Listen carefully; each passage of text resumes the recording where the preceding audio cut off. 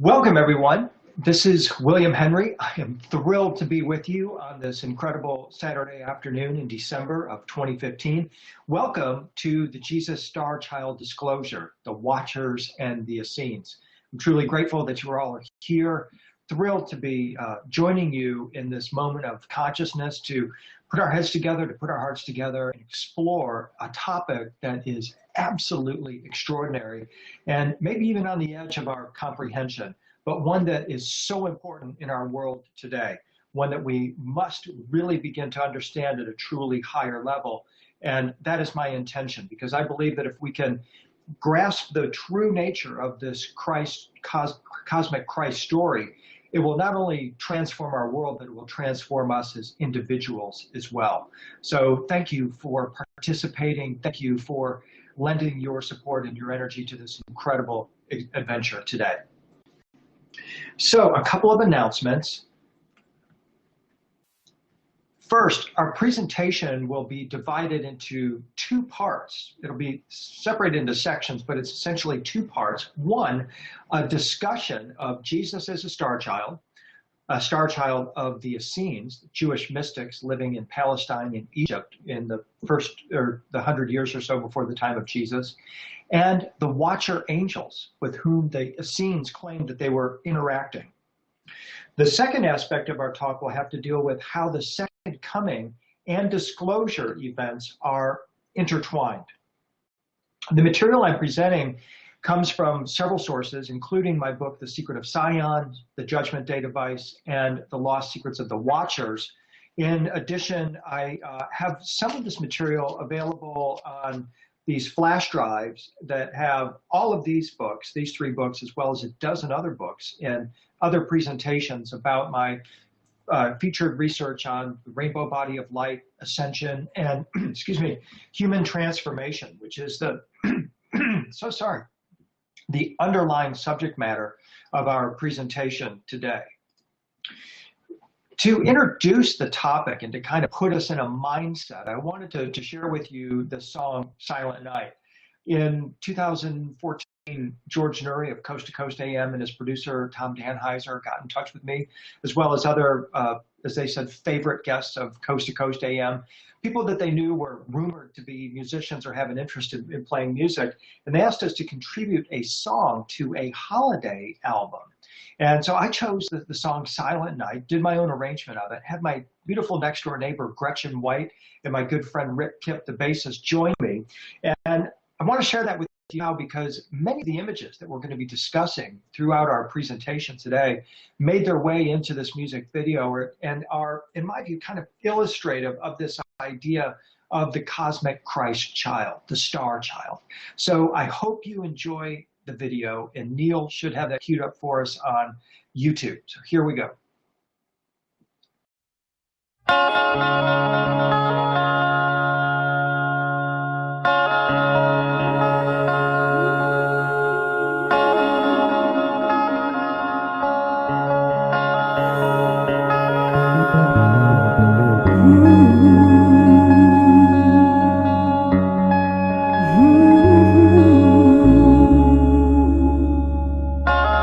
Silent night, holy night.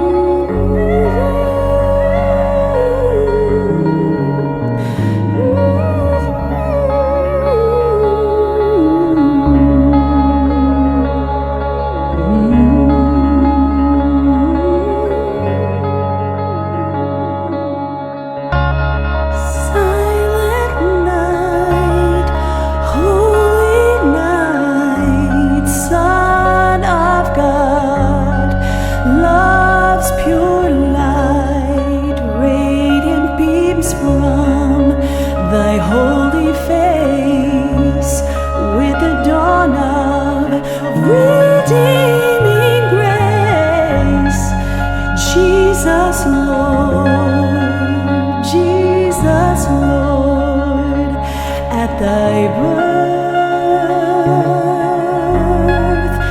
Jesus Lord, Jesus Lord, at thy birth, at thy birth.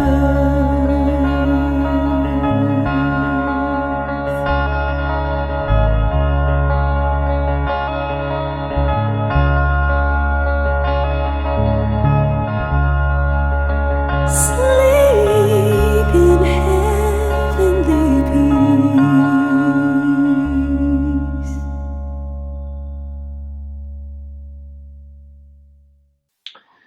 So there we have it. My version of Silent Night, taking Jesus as a star child through his life into the baptism, the transfiguration, the crucifixion, the ascension, and then ultimately the resurrection, all having to do with the manifestation of the light body. So beginning our presentation today on the Starchild, I wanted to go back to that moment that called Easter in Christianity, the morning of the resurrection, because this is the moment when we see our themes come together. We see Jesus as the star being, the celestial being transformed into light. We see the angels, the watcher angels, and we also see Mary Magdalene as a representative of the Essenes. This scene depicts Mary Magdalene's visit to the empty tomb where she encounters the resurrected Christ accompanied by the watcher angels. This is pulled from the Bible, of course, the New Testament, the book of Matthew, telling how she went to the tomb on the Sabbath day at the dawn, and she had gone to the Holy Sepulchre, the place where the resurrection took place. And behold, there was a great earthquake. For an angel of the Lord descended from heaven. The angels of the Lord are also known as the watchers, the holy ones. They come from God's divine throne. They're part of his divine counsel. And this part of the story of the resurrection is telling us that one of these angels came down out of heaven, rolled away the stone of the tomb, and sat upon that stone. According to Mary Magdalene, his appearance was as bright as lightning, meaning he was a plasma being, and his raiment, his cloak, his garment was white as snow. And for fear of him, the watchers did quake and became as dead men. And the angel answered and said to Mary Magdalene, "Fear not, for I know that you seek Jesus who hath been crucified. He is not here, for he is risen, even as he said, come see the place where the Lord lay." So we're looking at this moment here where Mary Magdalene discovers that her beloved, her husband, certainly her partner, her guru. She was known as the first disciple of this avatar or guru. This is the moment where she learns that his life plan, his life mission has been successful. Because from the Essene point of view, as we're going to develop here, he came as a celestial or star being to show us the way to manifest the light body and to demonstrate the capabilities of the next better version of humanity, of which he was the forerunner, the herald, the exemplar, the target, if you will. What we see here is this plan involving the watcher angels and the Essenes, who were collaborating with one another to infuse humanity with a cosmic principle, an impulse of energy that reverberates to this day. And I believe that we are on the edge of this infusion of energy. We are as if being standing on a shore, receiving waves of this energy that are presently coming on our planet, uplifting all, hopefully, into a higher level of manifestation. In the story, Mary Magdalene sees two angels in white, sometimes described as men in white, sitting one at the head of Jesus and one at his feet where his body had lain. This beautiful painting is called The Sheath by Emile Fabry. It's a modern painting, but it very beautifully communicates to us this idea of the involvement of the watcher angels in the transmission of a cosmic energy in the event we know as the resurrection and later the ascension of Jesus. Shown here is beautifully exemplified as a celestial being, as a star being with bright red hair, indicating his hair is on fire because he burns with the love of the Creator. That line, his appearance was as lightning and his garment white as snow is extremely important because we're not exactly sure who Mary Magdalene is talking about. Is she referring to the angel, the watcher angel, saying that he's a plasma light being, a lightning light being, wearing this white garment? Or is she referring to Jesus? Or probably, is it actually both that are beings of light or plasma beings now with these bright white garments? This is how the risen Jesus is portrayed in Christian resurrection art, where he is shown manifesting this light body, this celestial body or star body, as it's also called, that highly resembles a luminous ball of plasma or the sun. He has become one with the sun and is uniting here the Gnostic and the Egyptian metaphysics about the ability of humans to become a star being or a celestial being. So I've gone about collecting these images in Christian art, resurrection art, that portray not the suffering of Jesus, which is so glorified by traditional Christianity, but rather Jesus as an illuminated light being, where we see the story, the version of the crucifixion story as more focused on his manifestation of the light body rather than the blood body, the suffering story.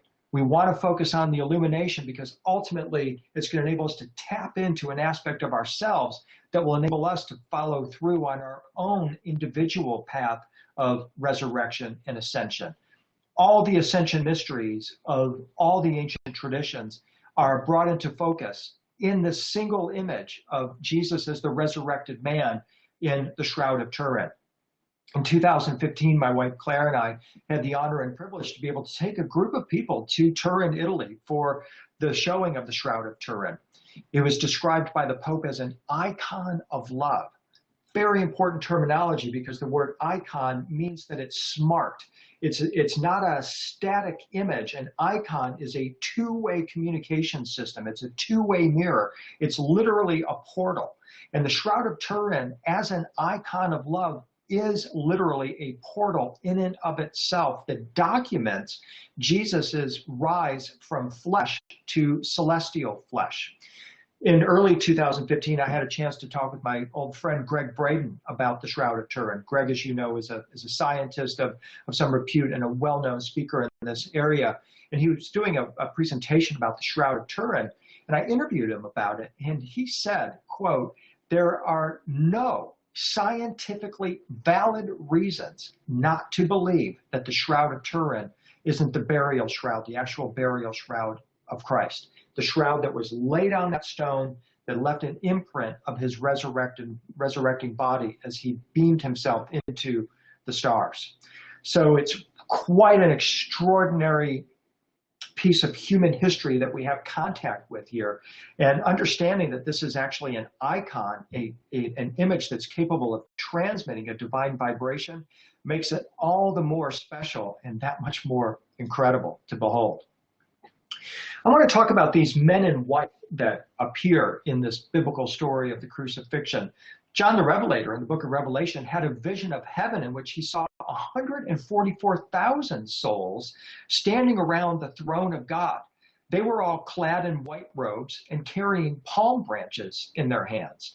And in this beautiful painting, we see it's assemblage of these angels in white holding the palm branches along with what look like bowling balls, but which are actually resurrection spheres or orbs of light that symbolize their power of resurrection. So these are in fact resurrected beings that we're looking at here, beings that have gone through a transformation from perhaps a flesh and blood form into a celestial flesh form, where they have now the power of resurrection and dwell in an otherworldly realm known as Sion in the Old and New Testament.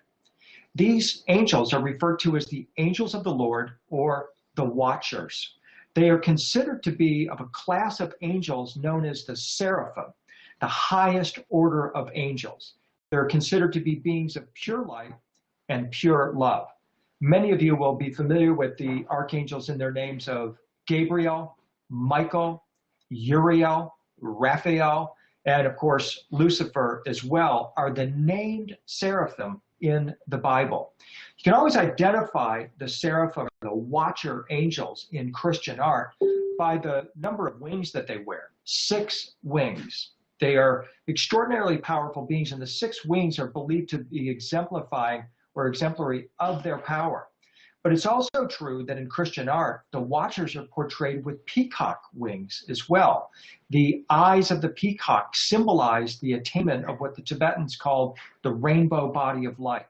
The peacock wings or peacock feather was selected because of its multi-colors. And this conveys the idea of our transformation into a multicolored, luminous humanoid being. So here in this beautiful example here by Roger van der Weyden, we see the Archangel Michael with the peacock wings, but now we know that this is actually a symbol of his attainment of that light body. And you notice here that he also wears the bright white garment, the raiment or the cloak of light that also symbolizes these beings. And of course, Michael is the weigher of souls. He is a guide of humanity, a protector of humanity in the day of judgment. He is also the one who will weigh our souls against the balance or scales of cosmic truth. And this is why he is portrayed as the sort of the gateway, if you will, to the resurrected Jesus, who is portrayed on a rainbow as a fully transformed or translated man in the celestial realms. We'll come back to that imagery here in a moment. The Watchers have gotten a bad rap. There's conflicting schools among the Essenes, the Jewish mystics, who are largely responsible for providing us the story, the fully fleshed out story of the Watcher angels. The two schools are one that says they are heavenly beings that fell from a celestial region. And by fall, I mean they took on human form. The other take is that these are strictly human beings and they have no celestial connection. But that doesn't make any sense to me because the Essenes were constantly going on about the idea of a human transformation into an angel and an ascension through 7 halls or holes in space into a higher heavenly realm called Sion once again. So I'm of the school that the Watchers are indeed, I take it at face value, that they are in fact celestial beings who, as the Essenes and other texts affirm, tell us once dwelled in the celestial throne of God. But for whatever reason, these beings decided to leave that celestial throne and take on human incarnation. And in Christian art, what you will see are the Watchers, as seen here in this painting by the Limborg brothers, diving out of their thrones, crossing over a barrier, here symbolized by a cloud. This is a boundary. This is the ring past not. The Old Testament forbids humans to try to enter the heavenly realms without permission of the gods. The Essenes said, forget about that. We're all going to be all about really basically knocking holes in heaven and barking down heaven's door. And this is what they set about doing. And they had this belief that all humans were capable of transforming into angelic beings with or without God's permission. So here in this painting, again by the Limborg brothers, we see the angel, one of the Watcher angels, falling into the human condition. He's now a flesh and blood being as opposed to a being of celestial flesh. This is how John Martin, an English painter in the 19th century, portrayed it. We see in the middle of the painting the clear boundary or dividing line. We're down here in the earthly realms, which is often portrayed as a place of torment and suffering. But when you get into the higher celestial realms, the beings that dwell there are portrayed wearing their bright white garments of light. Is symbolic of their light body. Their transformation has been complete. They are no longer flesh and blood beings. They are celestial beings, star beings, light beings, and now they have returned to the throne of Christ.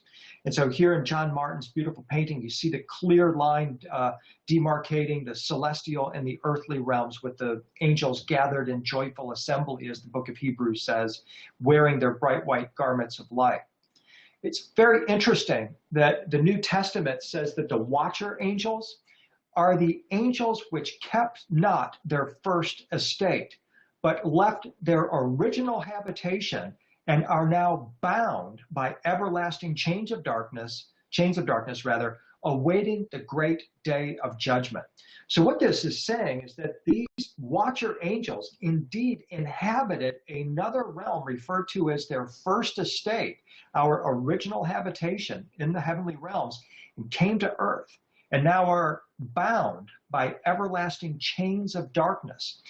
I have a sense that those chains they're referring to is actually human DNA, which is chained or ganged together to form the human body. And the watcher angels have been obsessed with human transformation into celestial beings ever since they arrived on this planet. Now here's the key insight here. The Greek word translated here, first estate, is okaterion, which according to Strong's Biblical Dictionary speaks to a dwelling place or habitation of the body as a dwelling place for the spirit. It's an abode for the soul.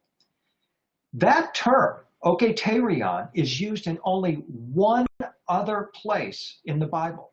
That's in 2 Corinthians 5:2, and it refers to the resurrection body or eternal spiritual light body of Christ. What that means is that these watcher angels, when they originally dwelled in the heavenly realms, had the exact same type of body as the resurrected Christ, an eternal spiritual light body.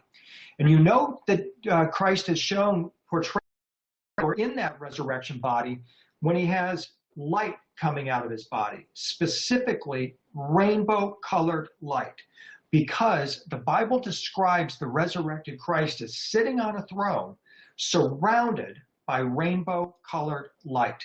So here in Von Eyck's depiction here, we see a beautiful example of the resurrected Jesus in the original light body shared by the watcher angels. And for whatever reason, this group of angels decided to come to earth and take on flesh and blood bodies.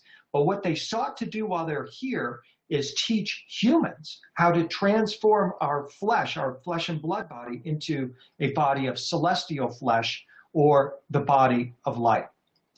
Now, if you've seen my work over the years, you've seen how I've linked together the idea of the resurrection body of Christ with the Tibetan rainbow body, or what they call the great perfection.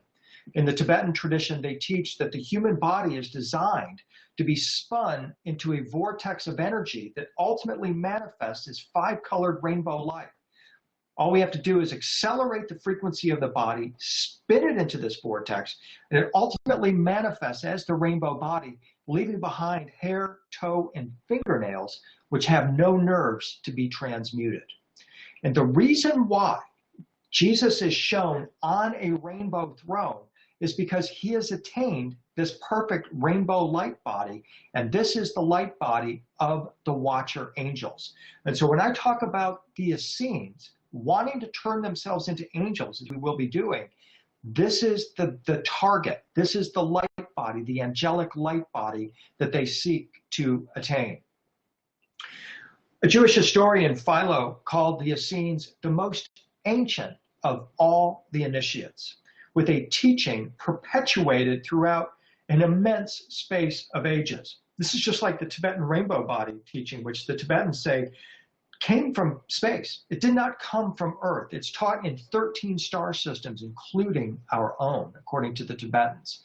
And it rings of this idea that the Essenes, as I believe, were highly influenced by this rainbow body teaching that came from the celestial realms.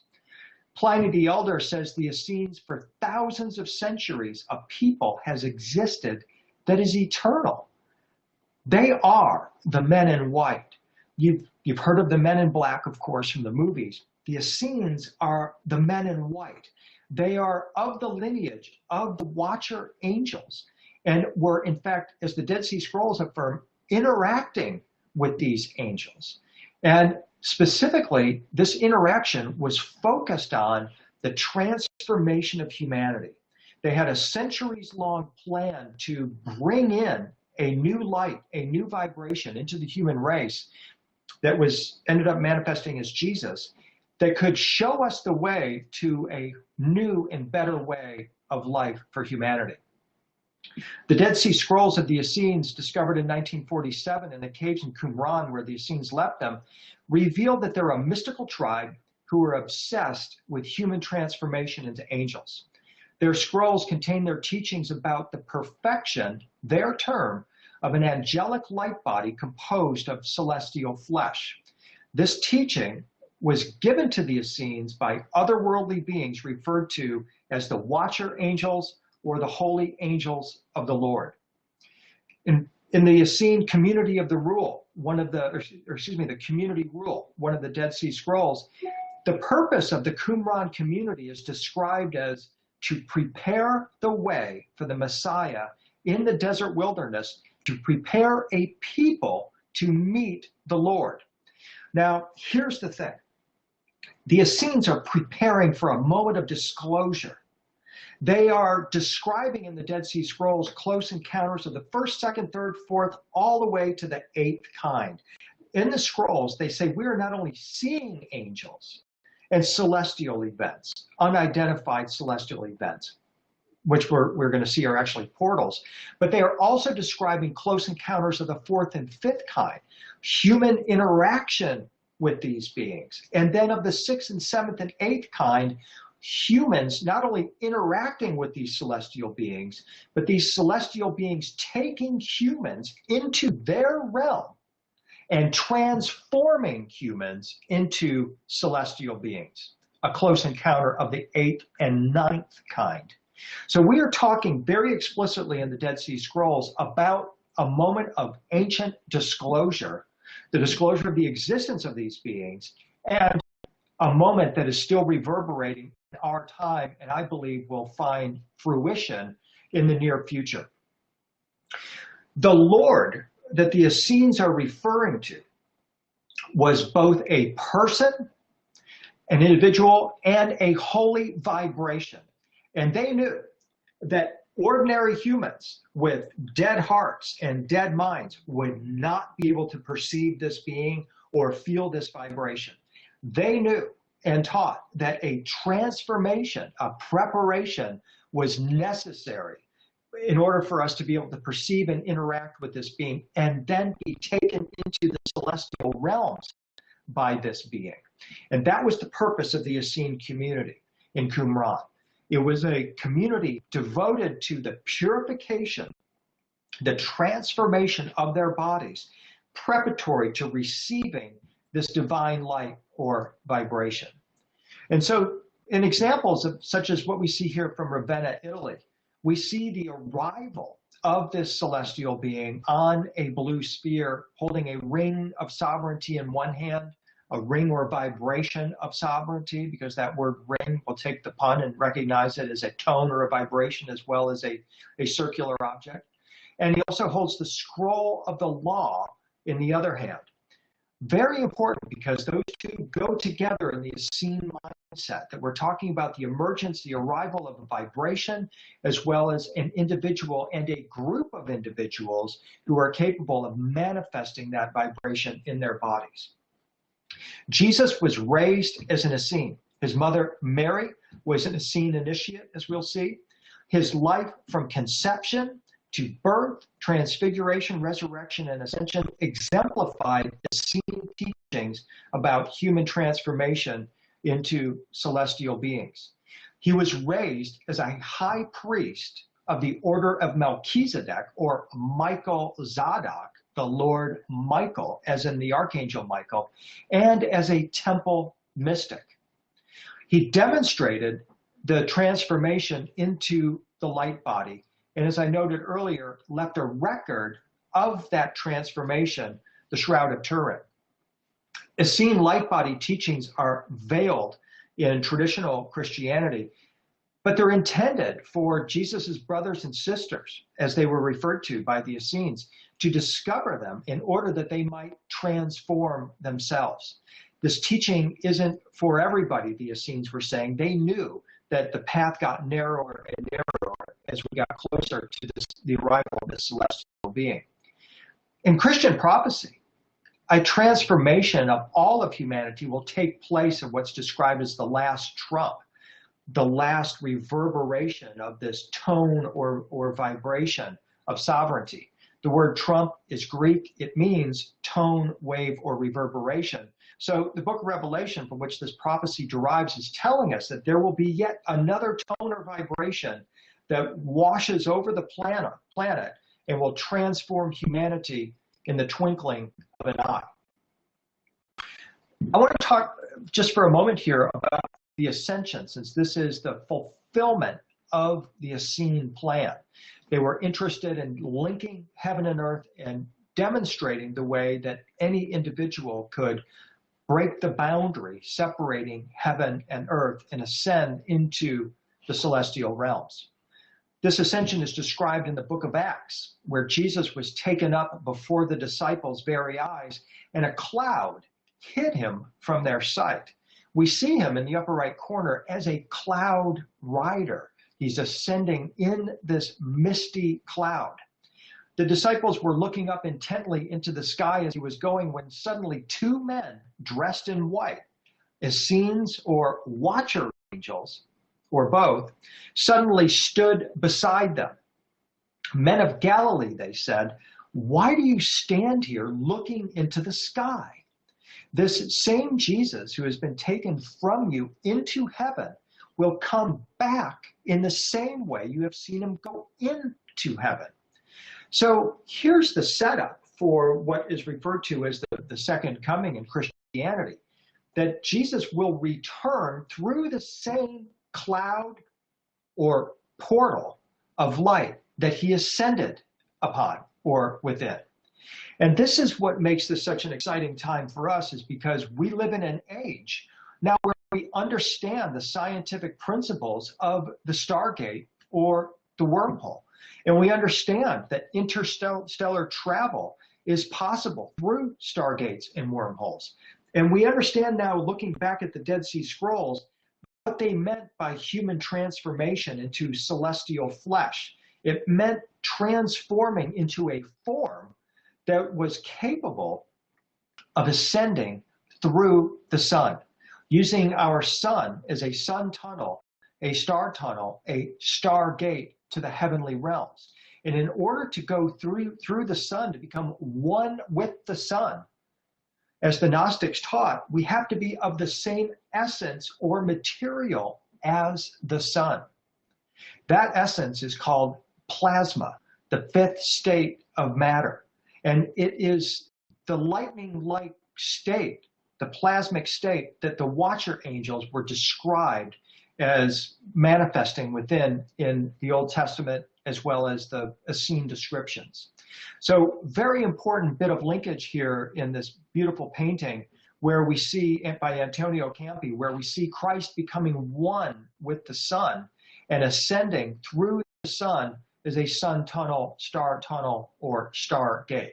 This material is largely covered in my book, The Secret of Sion, if you want to follow up on it, to get all of the written references in the New Testament and elsewhere about what I've just been describing. In The Secret of Sion, I also collected various images of the ascension of Jesus. And again, remember, this isn't just about an ancient event. This is a description of a future event, because we are told over and over again that this figure will re-manifest in our world the same way he left, which means he will manifest through a luminous cloud, a portal, a stargate. And as I've described in The Secret of Sion and elsewhere, there is a stargate metaphysics enfolded within the works of the Essenes and Christianity that is very explicit in how Jesus was able to utilize or access the naturally occurring wormholes that permeate the universe, as well as literally transform his own body into a portal or a gateway, a sphere of light that enabled him to ascend into the universe and indeed travel the cosmos, and in fact will then also be able to take physical manifestation once he reemerges from that portal or gateway. The images I've just been showing you are from the Kora Church in Turkey. And Claire and I would love to invite you to join us for Stargate Turkey in April 2017, where we'll be looking at many of the incredible depictions of ascension that we find in the temples or the churches of Turkey, as well as the oldest Stargate on the planet, Göbekli Tepe. So if you would like more information about our Stargate Turkey tour, please email me at whenrytn@earthlink.net. And now we're going to wait just a moment here while Neil loads up the second part of our, the first part of our presentation today. I really hope you're enjoying the images we're looking at here. It's an eyeful, to be certain. There's so much that we can cover in each and every image. And what I'm hoping to do today is give you a bird's eye view of this story and of this artwork so that you can then pick your favorites and go back and look at some of these images in more detail on your own.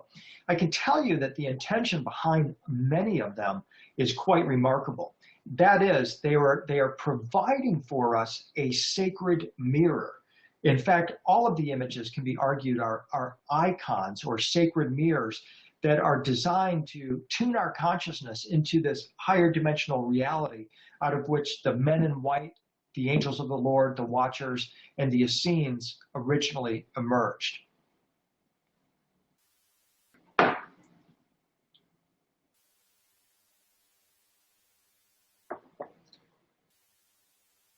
Just pausing for a moment again while we wait for Neil to put up part B of part 1B. He says it's going to be 3 minutes. So what I'm going to do, if you don't mind, I'll take a moment over here just to come over and see if I can pick up any questions that you might have. Incredible, wow, love the paintings. That's great. Falling into human lust and desire with or without God's permission. So that is the key question about the Watchers, again, is why would beings who have attained this state of perfection, if you will, as light beings, choose to leave that original home or dwelling, the throne of God, and come to Earth and take on physical manifestation, something that had to be just like an incredible demotion from their perspective? I propose this answer. I've been linking the rainbow body, the light body of the resurrection body of Christ and the body of the Watchers with the Tibetan rainbow body of light. When a Tibetan seeks to attain the rainbow body, it's not for self-glorification. It's for glorification of God, of all that is. They believe that by taking on or attaining the rainbow body, they will be able to spread a greater amount of light and love than under their ordinary circumstances. They're called bodhisattvas, and their mission is to assist all who seek to become light beings to attain that level of attainment before they themselves will be able to leave this realm and return to their source. So I propose that the Watchers have that bodhisattva mentality, if not being bodhisattvas themselves, and they come here on this mission to uplift humanity, even to the level of the angels, not against God's will, but against the will of men who have interceded and made it sound like God does not want us to attain our full potential. I believe, or propose, there's a conspiracy theory here. It's not God who doesn't want us to attain these higher levels of manifestation. It's priests, it's men who intercede between man and God and have interjected themselves into this dialogue and said, you can't do that, at least not without us controlling the show. So I see evidence of this control throughout the Dead Sea Scrolls, where you have the battle between the two priesthoods. This is a long-standing cosmic battle that goes all the way back into the ancient times. Even the Sumerian texts describe a battle between two rival factions of gods, a brother or actually two brothers, one who seeks to uplift humanity to the level of the gods and even beyond, and his brother who seeks to keep humanity at the level of slaves and sex objects. This has been a battle that's been going on for millennia, and we see it being played out here in the story of the Watchers.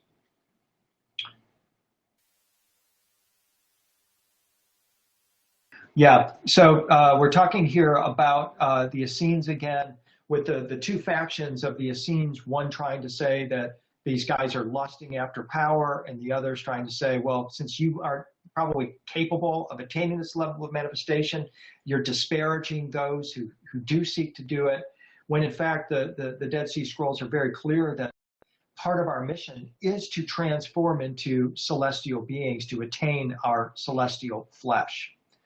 So let's see what else we have here.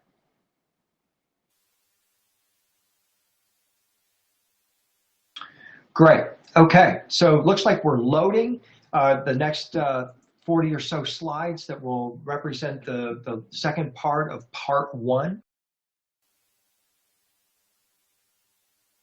And break.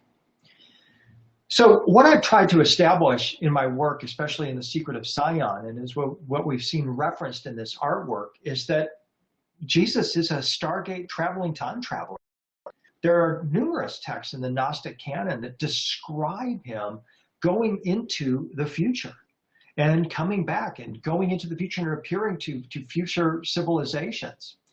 These texts also tell us he ascended, he traveled, and will return through what we would interpret today not as a cloud, but as a traversable wormhole, a tear, a hole, a tunnel open in the fabric of space-time through which particles can travel to other places or parallel dimensions and back. But the catch here is that we won't be going through these wormholes in our flesh and blood bodies. We will be going through them, however, in the radiant light body or resurrection body, the Okiteron body of the resurrected Christ, which I propose, once again, is the same as the Tibetan rainbow body of light. Left, we have Padmasambhava, the Tibetan guru who came from India to Tibet in the 8th century to teach the rainbow body. Padmasambhava was a later incarnation of a much earlier figure from around 200 BC, who I believe was the one who originally taught the rainbow body to the Essenes. He holds a resurrection stick in his hand. He wears the crown of salvation and the rainbow body of light. This is exactly what we see in Christian images of the resurrected Jesus, where he too holds the resurrection stick and is portrayed in the radiant rainbow body or light body. So here we see this Tanka of Padmasambhava, the lotus-born one. We see him on his lotus throne, which symbolizes ascending from ignorance to wisdom. We see him with his Vajra, which symbolizes compassion in action, which is the key to attainment of the rainbow body in the Tibetan scheme. He radiates golden rays. He wears the breastplate of righteousness. He holds the resurrection stick and the crown of salvation. It's kind of funny. A number of years ago, I did a presentation with David Wilcock, and he copied and pasted my rainbow body work into his material and came to a different conclusion about Padmasambhava, saying that Vajra is not compassion in action. That's some kind of a lightning bolt weapon. And this lotus throne rainbow body is not a luminous body that's developed from within us at all. It's a tin can spaceship. Now, I don't subscribe to that perspective of these images. And the reason why is because if you believe he's holding a weapon and that he's traveling through the cosmos in a tin can spaceship, you've, one, completely dissociated yourself from the Tibetan understanding of this and the Tibetan teaching. And two, you've deprived an individual of the opportunity to develop themselves spiritually. Because what it says is, you're never going to be able to do this on your own. Just wait for the tin can spaceship to arrive, then you can ascend into the heavens. So I put that on the table because that is certainly a perspective, one that is followed by quite a few people. And I just find it fascinating that perhaps it could be both, is the argument that comes along. But I just feel that to interpret this imagery as a weapon and as a spaceship does not do us any service, and it is not the way that I believe the Tibetan rainbow body masters, the gurus, manifest, nor do I believe that this is how Jesus will manifest either. What I believe is that the rainbow body imagery, as it's portrayed in this art, is symbolic of a sphere of consciousness into which our consciousness is deposited at the time of our translation into a celestial being. And it is capable of opening a Stargate or a wormhole. As I said, the dorje is the key symbol of the Tibetan tradition. It symbolizes the compassionate, skillful means that destroy ignorance. And compassion in action is actually the way it is described in the Tibetan Museum, the Rubin Museum in New York City. So very important aspect of it, because the Tibetans describe our attainment as the light of the light body as the great perfection. And one of the interpretations of the word perfection is to mean not only whole, wholly complete, but also compassionate. That is the key, I believe, to the attainment of the rainbow body. I'm going to read for you here from the Hymn of the Pearl. It's a Gnostic manuscript from the 2nd century. It's also called the Robe of Glory. Listen to this description as they describe Jesus wearing his robe of glory. My treasure and my wealth and my bright embroidered robe, which was variegated with bright colors, with gold and with beryls and rubies and agates and sardonyxes varied in color, and skillfully worked in its home on high with diamond clasps, all its seams were fastened, and the image of the King of Kings was depicted in full over it, and like the sapphire stone also were its manifold hues. I believe that it's not that the soul really wears gold and jewels, but that the splendor of the light body is akin to the radiance of these jewels. And so when we see Jesus wearing the breastplate of righteousness with these many colored jewels, I believe this is symbolic of his attainment of the light body consciousness. In this painting by John Van Eyck, Jesus, as the high priest, wears the crown of salvation. He radiates the golden rays. He holds the resurrection stick, the breastplate of righteousness. He's on the ascension throne. I believe that what these are describing here are psycho-spiritual attributes. These are apps of the soul, if you will, that Jesus has activated within himself. There may well be a crowned or a jeweled crown out there somewhere that we might be able to discover that once belonged to Jesus. But more importantly, I think it symbolizes our activated crown chakra, our higher wisdom centers. He radiates light or wisdom. The resurrection stick, in my opinion, is actually our spinal cord system, which culminates in our pineal gland, which activates or opens the crown of salvation. The breastplate of righteousness is the compassionate heart, the fully awakened or illumined heart. And the ascension throne, that's called the Merkaba throne, or in fact, the rainbow body. So when we look at these images here of Van Eyck and of Padmasambhava, we see that they're interchangeable. They both hold the exact same tools and implements, but they aren't actual physical tools, just like Padmasambhava doesn't fly around probably in a tin can spaceship. These are attributes of our consciousness that we can activate. And once again, a continuing theme throughout our presentation, the Tibetans teach that just connecting with this image of the guru, Padmasambhava, in his rainbow body, as we see in this tanka, can activate the rainbow body from within us. The reason why is because, like Jesus, Padmasambhava is an energetic being, an avatar, who can manifest in any form, even through a painting. So let's take a look at a couple more examples of Jesus resurrecting in the rainbow body. In this example, we also see him ascending in this vortex of angels. But the key thing here is that this is ultimately the body of the watcher angels, and it was the goal of the Essenes to bring this teaching into human form, into their community. As I said earlier, I believe that the period around 200 BC is when we see the Tibetan monks coming into, as well as the Indian gurus, coming into Alexandria, Egypt, and interacting with the Essenes, who are there known as the Therapeutae, and originally delivering to them this teaching. And in Tibetan art, you will see the descent of these bodhisattvas upon what appear to be like space elevators. Not really, but these are portals or pillars upon which these beings descend and ultimately manifest on these thrones. So we're noting here the correspondence between the Tibetan rainbow body images and the descent of the Buddha, and how closely it parallels the images of the resurrected Christ in his rainbow body. This is the teaching of the Essenes. This is the teaching of the Watcher Angels, and it is the ultimate disclosure, I believe, that these celestial beings wish for us to get a handle on. These are the ascension mysteries that have been taught for centuries, and I believe are going to see their ultimate fulfillment during our time.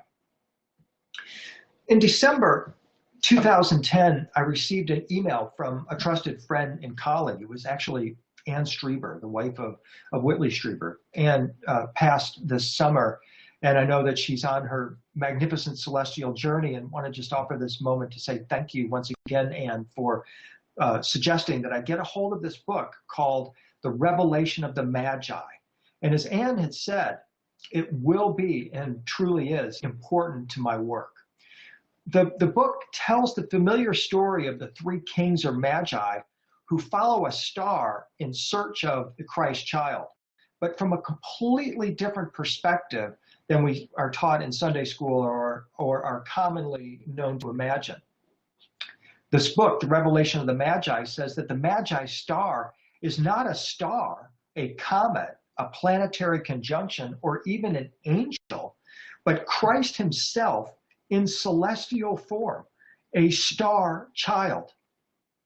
In the Revelation of the Magi, he manifests through a gate, a stargate. He has visited Earth many times, says the text, past and future. This is the premise of the Revelation of the Magi, which is an extraordinary 8th century Gnostic manuscript, which was resurrected from the proverbial Vatican archives by Dr. Brent Landau, who at the time was a Harvard Divinity School PhD candidate. And he provided a first ever English translation and critical analysis of this remarkable but largely unknown text. And I give my thanks to Dr. Landau for his incredible work in bringing this forward. As my friend realized, the premise that Jesus is a Stargate traveling time traveler is exactly what I've been saying about Jesus for years. He transformed himself into pure light in order to traverse the wormholes or cosmic shortcuts permeating the universe. And now, here is a lost Christian text saying exactly the same thing. For me, this was a validation of my work and provided the connective tissue that links my modern conception of Jesus with the ancient or original conception. So what I want to do now is take you through a series of images that portray the Starchild concept. This book, The Revelation of the Magi, was written in the 8th century, but it suddenly found immense popularity during Renaissance Italy. And some of the world's greatest painters started to visualize Christ as a star child, including Roger van der Weyden, who we see, whose painting we see here.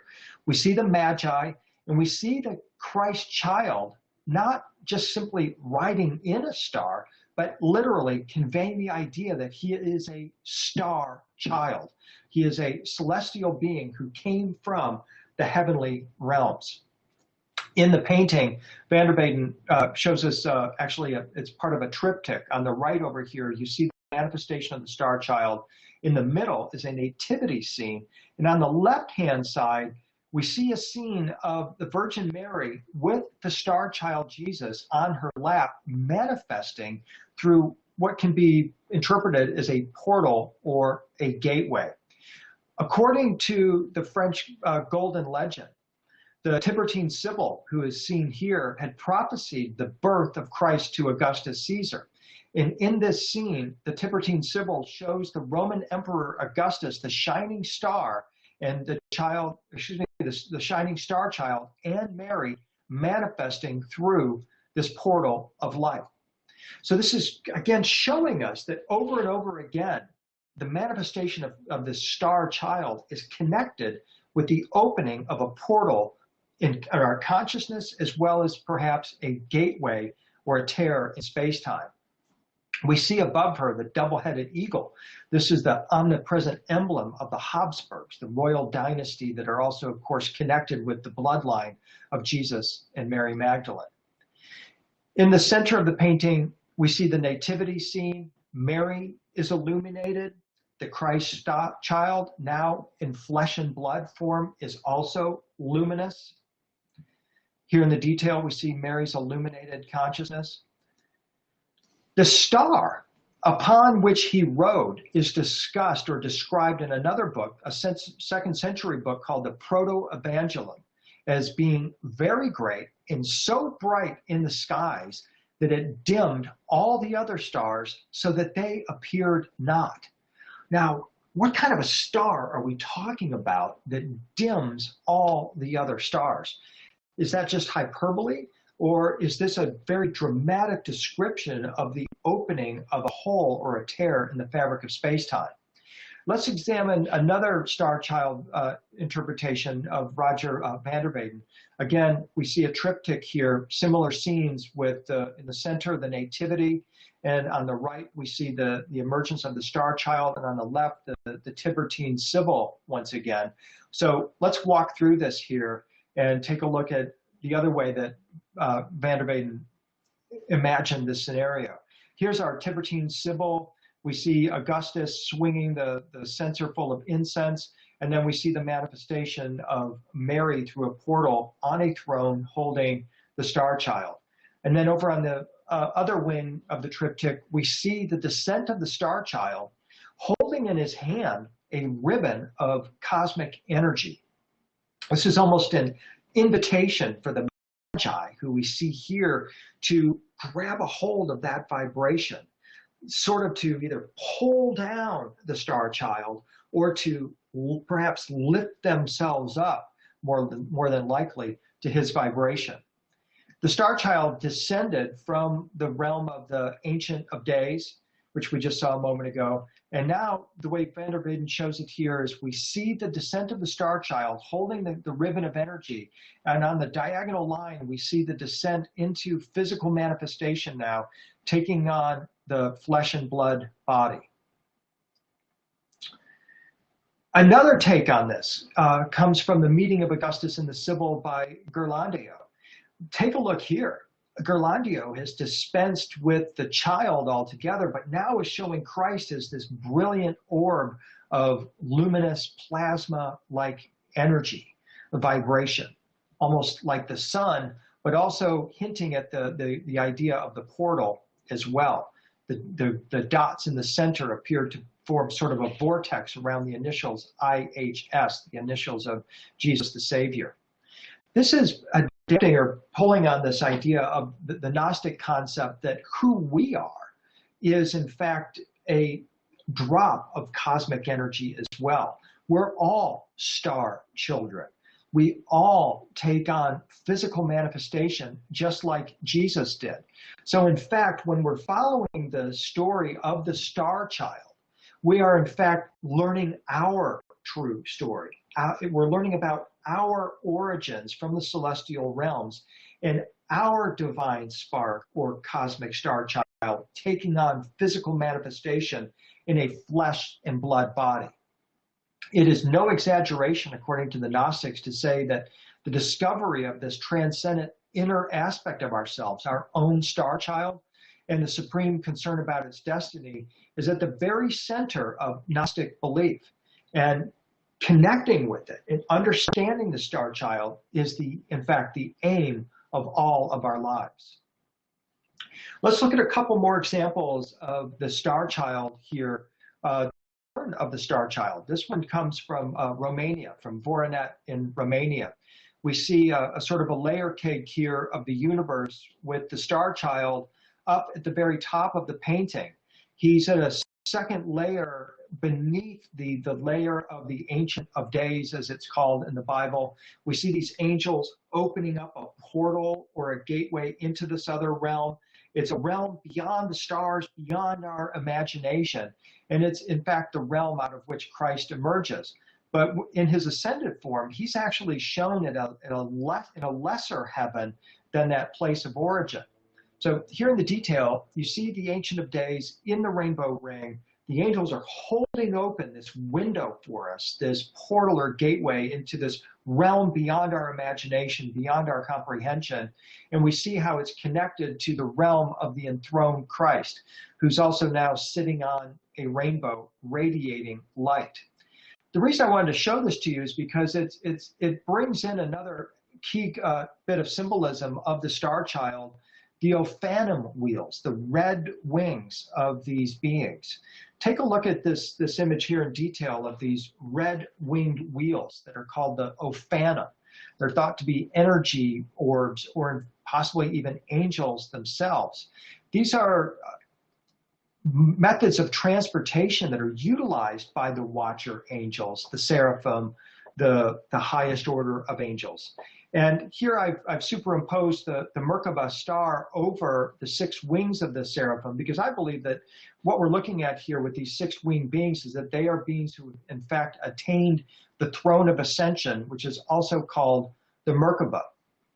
And this is ultimately what the watcher angels and the Essenes and the Starchild want for us to know, is that we all have the capability of getting hold of our, let's call them Hot Wheels, if you will, our Ophanim wheels, our red-winged wheels. And this is why in ascension images, as well as return images of the Starchild, you will see Jesus riding in a rainbow ring, symbolic of the rainbow body, with the red-winged wheels attached to it as symbolic of his method of conveyance through the cosmos.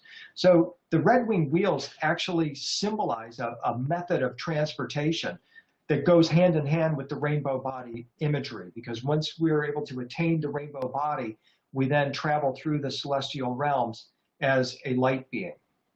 So you'll see the Starchild, Jesus Starchild, as a celestial being, as a star being, in his light body form, very often also with the Ophanim wheels at his feet, as I'll show you in the detail here in a moment. Very important bit of information comes from the Apocryphon of John, one of the secret Gnostic Gospels, where Jesus manifests in his light body form, and he tells John, I have come to teach you about what is and what was and what will be, in order for you to understand the invisible world and the world that is visible and the immovable race of perfect humanity. What Jesus is telling John is that he is part of this celestial race of perfect light beings who have attained their ultimate manifestation. He is a star child, a member of the immovable race of the perfect light humans. And so in this example here, we see him in this blue sphere, this sphere of light, this orb of light, holding another 2 spheres in his hand, or 3. And at his feet, we see his Hot Wheels, indicating he has the ability of translating his body through the cosmos. Those Hot Wheels are often featured in these ascension images of the return of the Starchild. Both the ascension and the return, those images are linked because, as the book of Acts says, Jesus will return the same way he left. And so when he's returning, he's going to be returning through this portal of light with this, probably this stream of energy attached to that portal. At least that's the belief that is conveyed in Last Judgment art, where we see the return or the descent of the Starchild with the Ophanim wheels and this energy stream coming from this portal of light. We also see another very interesting object. The Adamastia throne is featured in this artwork as well. I'm going to talk about this Adamastia throne later on, but I'm just observing that it's there in this Last Judgment image from Romania. And here we see in the detail the stream or pillar of light or fire is a method through which beings are descending into the earth plane as well as ascending into the heavenly realms. So this is some kind of a stream of energy or light that accompanies the return of the Starchild. Here in this photo that I took in Santa Croce in Florence, Italy, we see the arrival of the Starchild, they see the star child and the Magi linked by that same stream of energy that literally manifests from the body of the star child. In Star Trek vernacular, this is sort of a tractor beam of energy that energetically links us to the star child on his descent. And again, this was the quest of the Essenes, was to prepare themselves mentally, physically, spiritually, and emotionally so that they could connect with, first perceive, and then connect with this beam or stream of energy coming from the star child.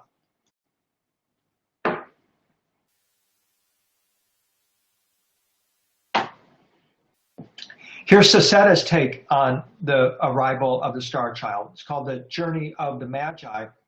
We see the Magi, and we see that they are not actually following a star.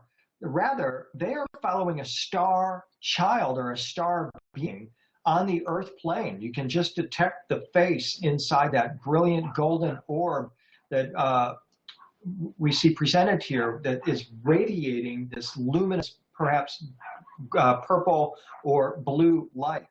What we're actually seeing here is the Christ spirit breaking from the 4D world into the 3D world and taking on human manifestation.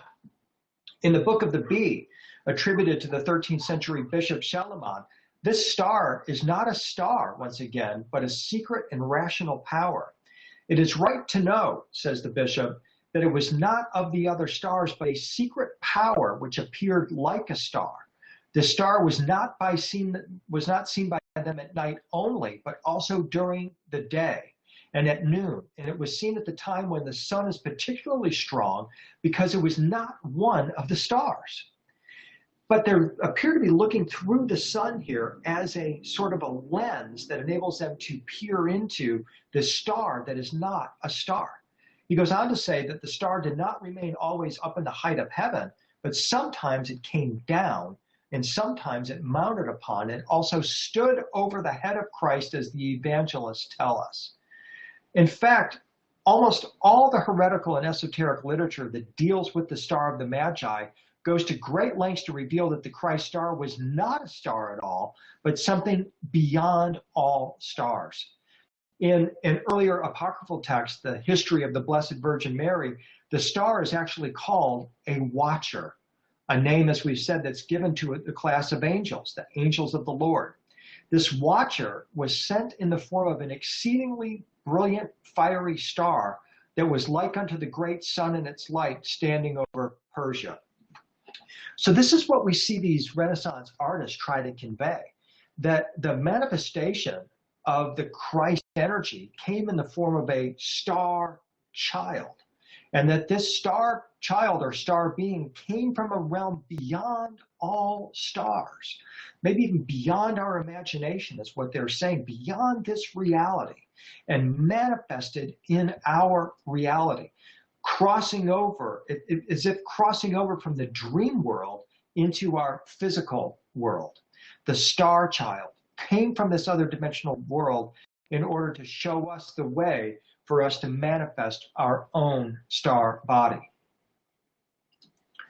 The Essene mysticism focused on the creation or perfection of a bodily vehicle capable of holding the higher dimensional Christ light. I mean, think about it. We're describing the emergence in our reality of a being from a whole other realm.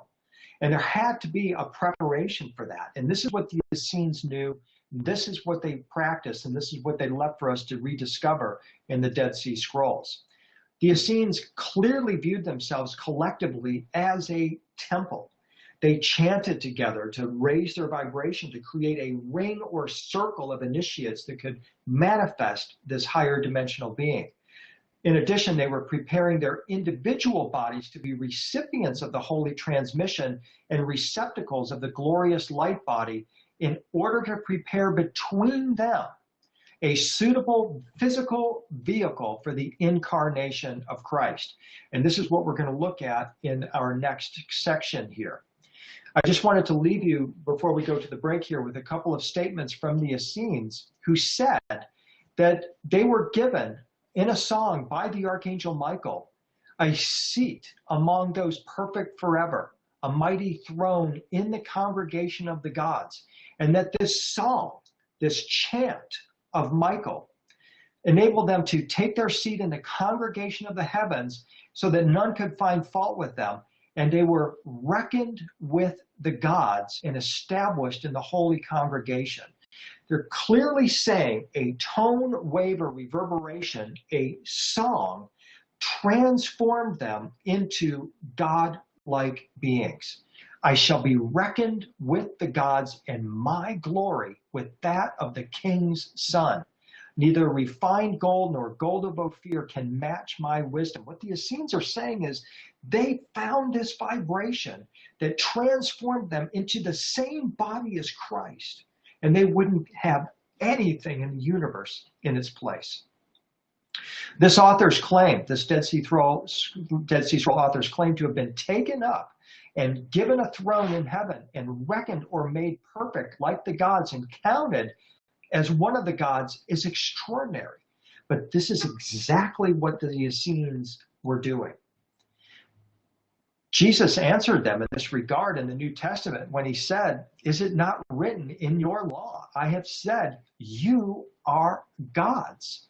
I said, you are gods. You are all sons of the Most High." He's reciting verbatim what the Psalm 82:6 said, that we are all gods. Wake up, everybody. This is who we really are. And this is what we are meant to do, to embrace this vibration and to transform ourselves into celestial beings. And this is the importance then of these images, is that it gives us a lock, it gives us a signature, a vibration.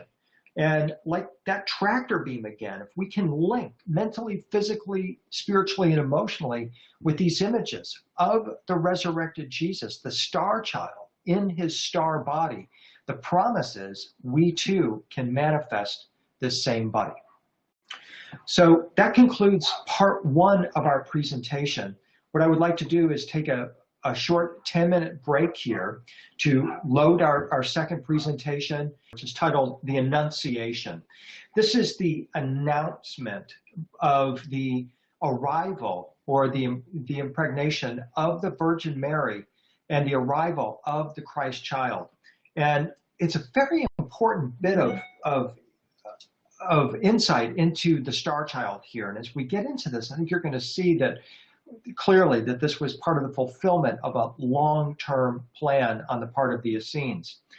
The Annunciation, according to Wikipedia, is the Christian celebration of the announcement by the Archangel Gabriel to the Virgin Mary that she would conceive and become the mother of Jesus, the Son of God, marking his incarnation.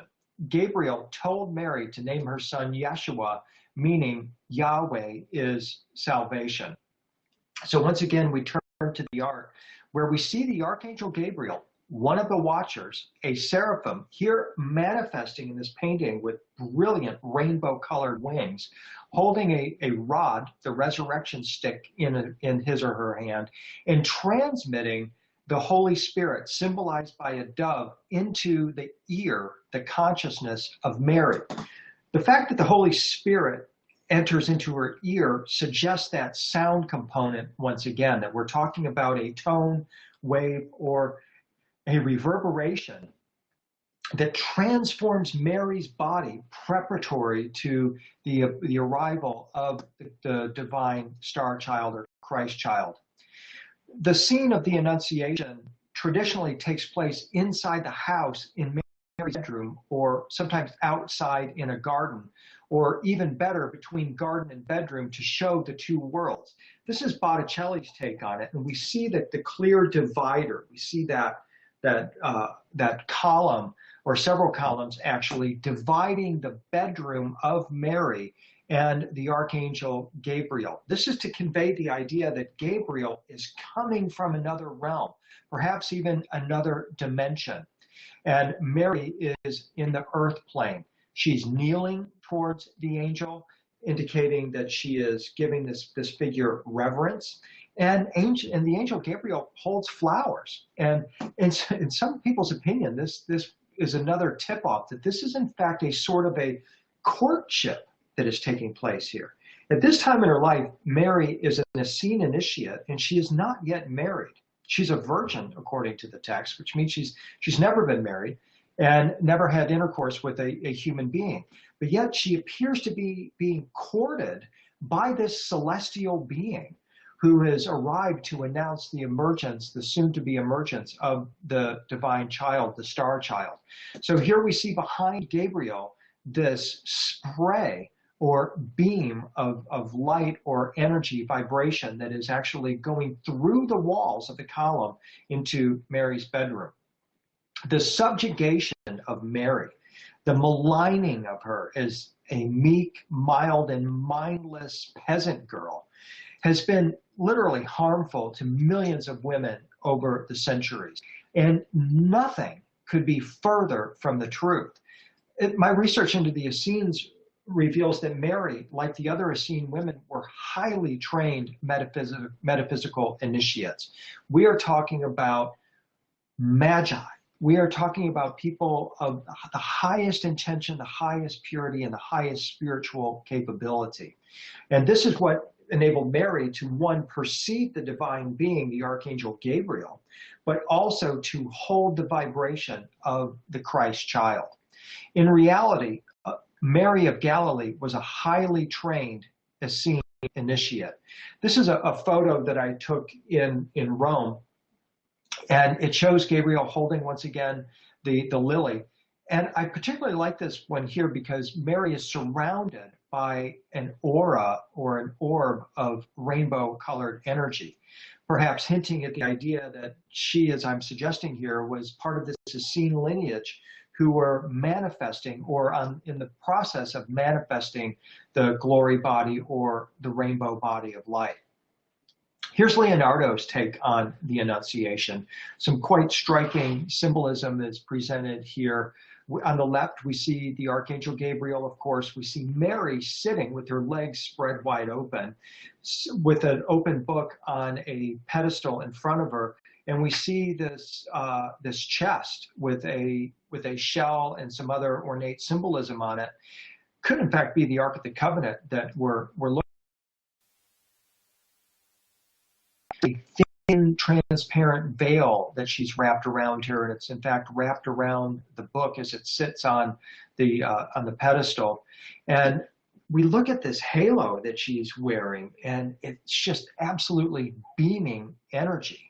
And is, again, a tip-off to this idea that Mary is this highly trained initiate who's expanded her consciousness to be able to enter into the realm or vibration of the celestial beings, of the Watchers. This altar, this podium, sarcophagus, again, it might be the Ark of the Covenant. And the reason why I say that is because Mary is considered to be the Ark of the New Covenant. She is the holy vessel that was able to temporarily hold the Christ energy or the Christ child.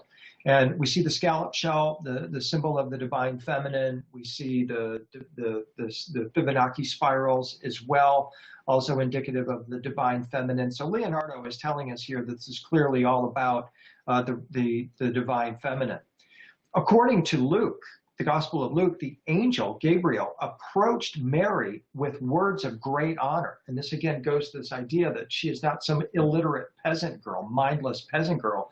She's in fact a highly trained initiate. Hail Mary, full of grace, is what the angel said upon meeting Mary. Hail Mary, full of grace. Many artists paint Gabriel kneeling in recognition of the honor that was given to her. And in fact, in this instance here, in Leonardo's case, he shows Gabriel with the luminous, but these very muscular wings as well. They're almost, you could use the word erect. This is a very, very powerful figure here, a living being manifested before Mary, a being of true power and virility as well. And above the wings, we see this tree that is kind of resembling Egypt, but more importantly, we also see this cloud that is hovering above. This could simply be the type of cloud that was familiar to Leonardo in the area around Milan in northern Italy. Others would say it's a tin can spaceship, and I just have to put that in there because, again, there's this mindset that disclosure has something to do with the arrival or the announcement of the arrival of guys flying around in flying saucers. And in my view, that could be one part of a much larger disclosure of the existence of these super advanced celestial beings that we once called angels. And these angels don't travel in flying saucers. The angels don't travel in tin can spaceships.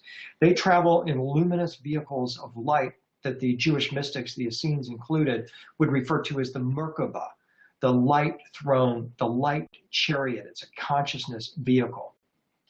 In fact, Leonardo draws a diagonal line here from his saucer portal cloud down to a sort of an egg-shaped or ovoid-shaped dark shadow in front of Gabriel. Sort of looks like a hole has been opened here through which the angel might emerge, or through which the angel could, in fact, leave the scene if he chose to. Another annunciation, quite famous one, well known among UFO enthusiasts, is the Annunciation by Carlo Crivelli. Highly misinterpreted, in my opinion. So let's take a walk through it. The key feature, according to a lot of folks, is swirling cloud, the same cloud that we saw Leonardo portraying just a moment ago as saucer shaped. But now Crivelli's got these concentric rings of luminosity with angels in the concentric rings. This is the opening of a portal. This is the opening of a hole in space through which this other dimensional, this higher dimensional light or vibration, the Starchild, is going to ride the beam of this divine ray of light that is manifesting from the portal and actually is through the walls of the temple building that Mary is enclosed within. And as we follow the path of that divine ray or beam, we see that the dove of the Holy Spirit is riding upon it. And the beam appears to enter into her crown chakra. Let me go back. Symbolized by the jewel that she has on her crown. But it's probable that it's actually going into her ear, which is the way that the sound or vibration of the Holy Spirit actually enters her body. So here's Crivelli taking a riff off of Leonardo again, showing the clear division between the realm of the angels, the celestial beings, and the realm of Mary in her temple enclosure. Here's Gabriel again with these very muscular, kind of erect wings.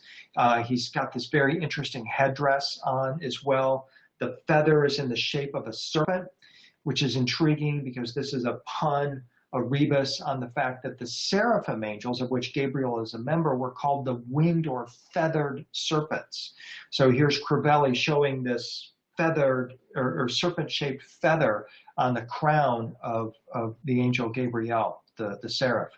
Crivelli had a very powerful imagination when it came to portraying or visualizing for us the opening of a hole in space-time and the emergence of the Starchild. And this is what we see here, where Mary is conducting the Starchild through this rip in the fabric of space-time, this open portal or gateway, this mandorla, almond-shaped gateway, filled with light, surrounded by these burning angels, the seraphim, the burning ones, as they were also called, again, because they burned with the love of the Creator. So this Stargate is being opened by the power of love, which is the only power, according to this mythic tradition that I'm describing here, that is capable of opening a Stargate.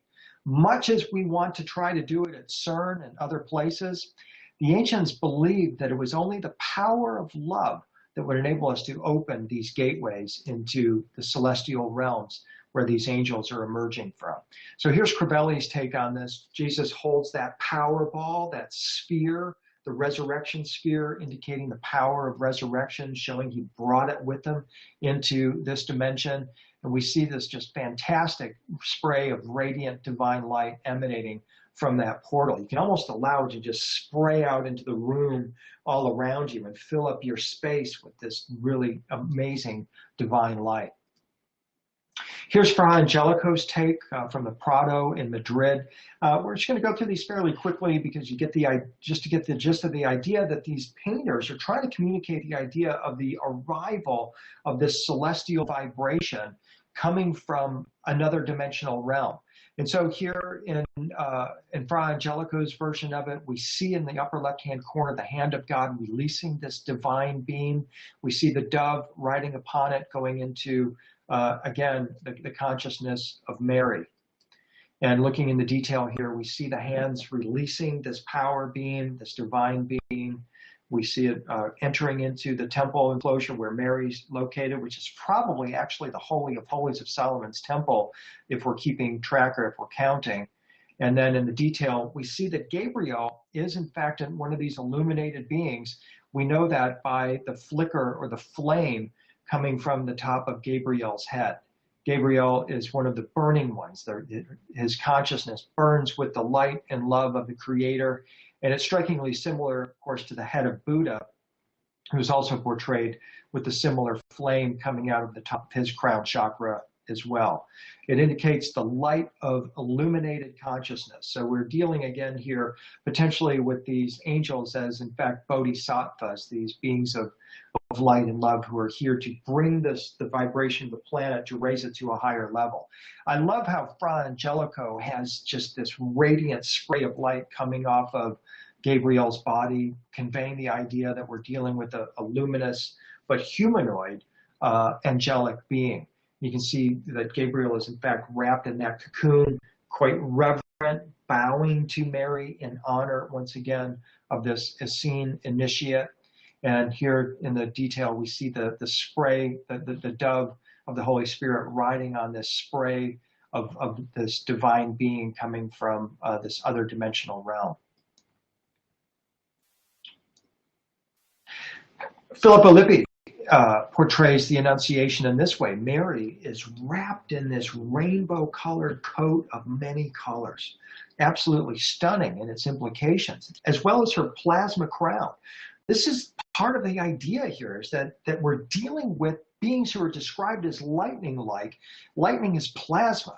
So these are plasma beings that we're dealing with here. And look at how Filippo Lippi puts this incredible plasma-like crown on Mary's head, as well as this transparent veil. It's suggesting once again that her consciousness is able to connect with this other dimensional realm out of which the Starchild will emerge. You notice the star on her cloak as well. This indicates that she's wearing what's called the royal robe, the pallid garment, or the miracle garment. She's got her star body on that corresponds with her star crown or her plasma crown.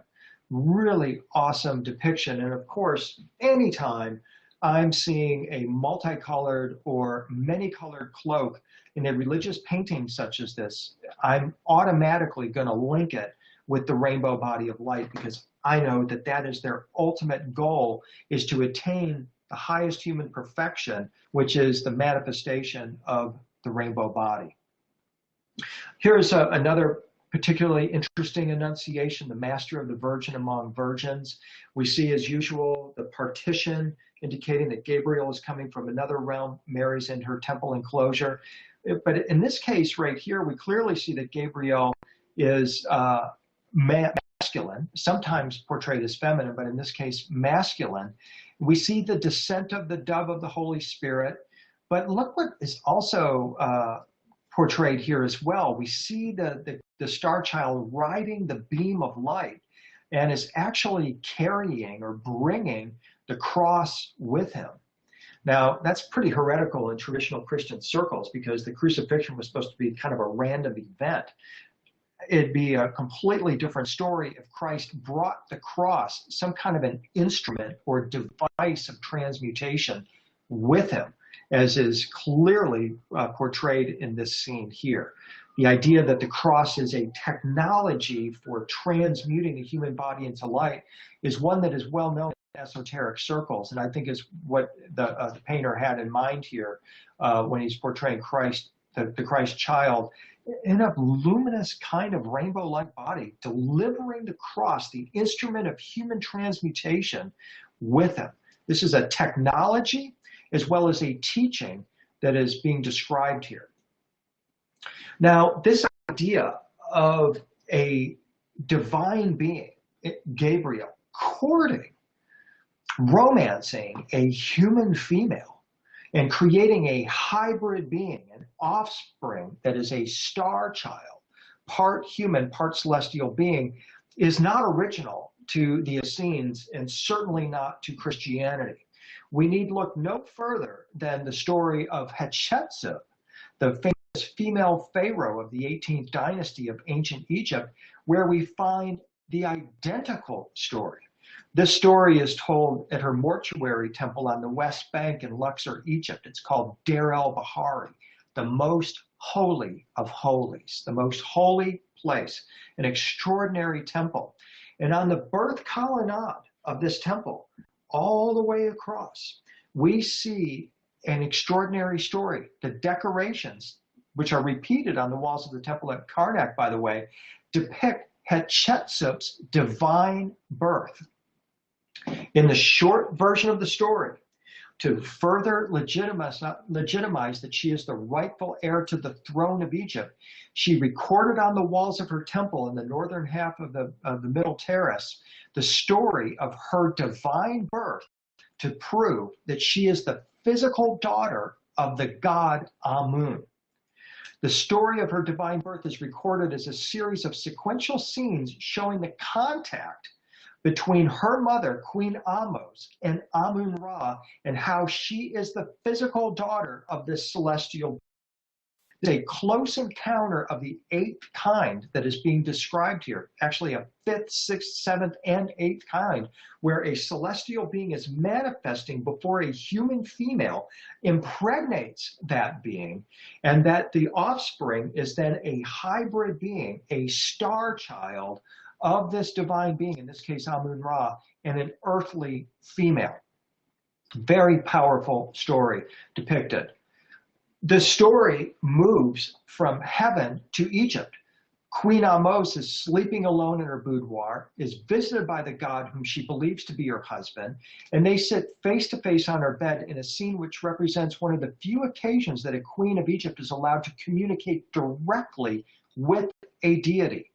Amen tells Amos that she is to bear a daughter who she will name Hatshepsut, the one who is joined with Amen, foremost of women. So here in this space of 1,500 years, from the 18th dynasty, around 1425 BC, to the time of Mary, we see an update or duplication of this exact story of a divine being becoming the lover of a human female and creating a hybrid offspring, a star child. So the mother of Hatshepsut and the Virgin Mary are virtually identical in their life mission and their life function. This introduction of ancient Egyptian symbolism into our conversation is important because it helps us to illuminate important symbolism in Christian art. For example, the vase of lilies that we see in these annunciation scenes, which is often prominently placed between Gabriel and the Virgin, symbolizes both the Virgin's purity as well as Christ's incarnation. This is a painting by Essene in which we see the Archangel Gabriel, luminous, humanoid, bowing in reverence before Mary, and in between them is this vase filled with lilies. Now, the thing about that is that this exact scene is a virtual duplicate of another scene that you will see in the Temple of Seti at Abydos in Egypt. And at the Temple of Seti in Abydos, it's not Gabriel and Mary that are featured, it's the god Thoth and Seti, who is portrayed here as Osiris. And in this scene, the bird god, the god of divine magic and alchemy, Thoth, is resurrecting Seti from the dead with the key of life. The key of life in Tibetan Buddhism is compassion in action. The key of life in ancient Egypt is probably just what it says it is, a tone, wave, or reverberation that is transmitted by these divine beings. The key thing here is that in between Thoth and Seti is a vase of blue lotuses, or blue lilies. So symbolically, we are looking at exactly the same scene. We're combining or illuminating the action image of the lilies based on our understanding that the lily is the blue lily in particular is the symbol of divine beings in ancient Egypt. So once again, we're leaving ancient Egypt in 1500 BC and going forward into the Renaissance period, a period of 3,000 years, and seeing a recycling of the same imagery and the same idea. The blue lily is actually called a lotus, and the floral symbol of Upper Egypt is actually known as Nymphaea ceracula, or excuse me, ceralia, which is actually known today as a water lily. This flower, along with the papyrus flower, was shown throughout Egypt in tombs and temples to symbolize the union of Upper and Lower Egypt. Now, the pun here is that the Upper Egypt we're talking about is actually in the celestial realms, and the Lower Egypt is the earthly realms. So actually, the blue lily is the symbol of the unity of heaven and earth. So the same can be said for the water lily as well. In Egyptian mythology, in the beginning were the waters of chaos. Darkness covered the waters until the primeval water lily rose from the abyss.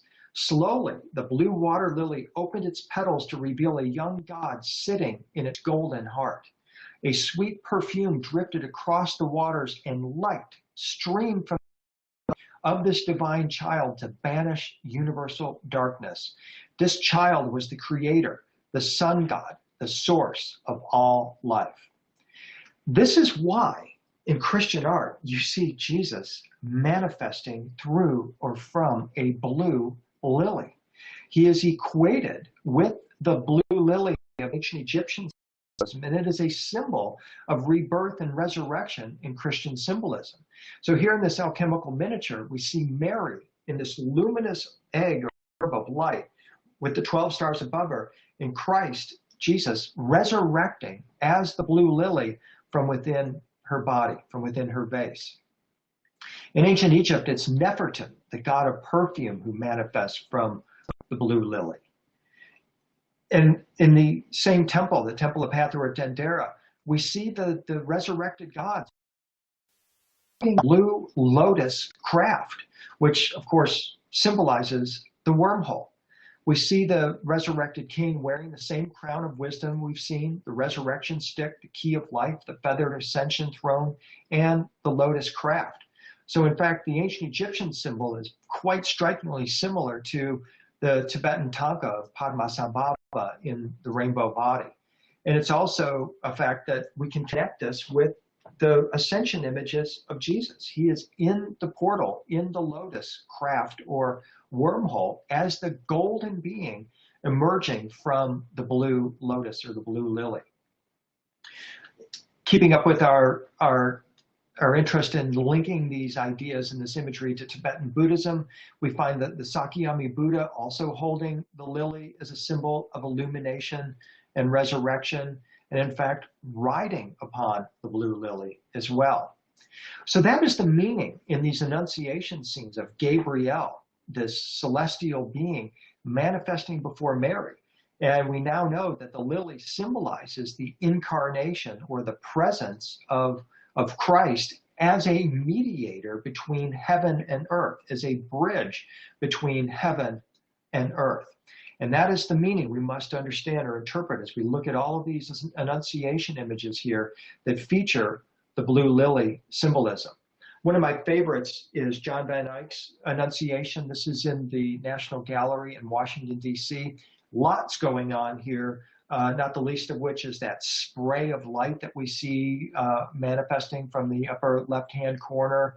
We see Gabriel holding the resurrection stick, Mary, and also the lily, of course. So let's look at the details here where we see that the divine beam or spray of light manifesting.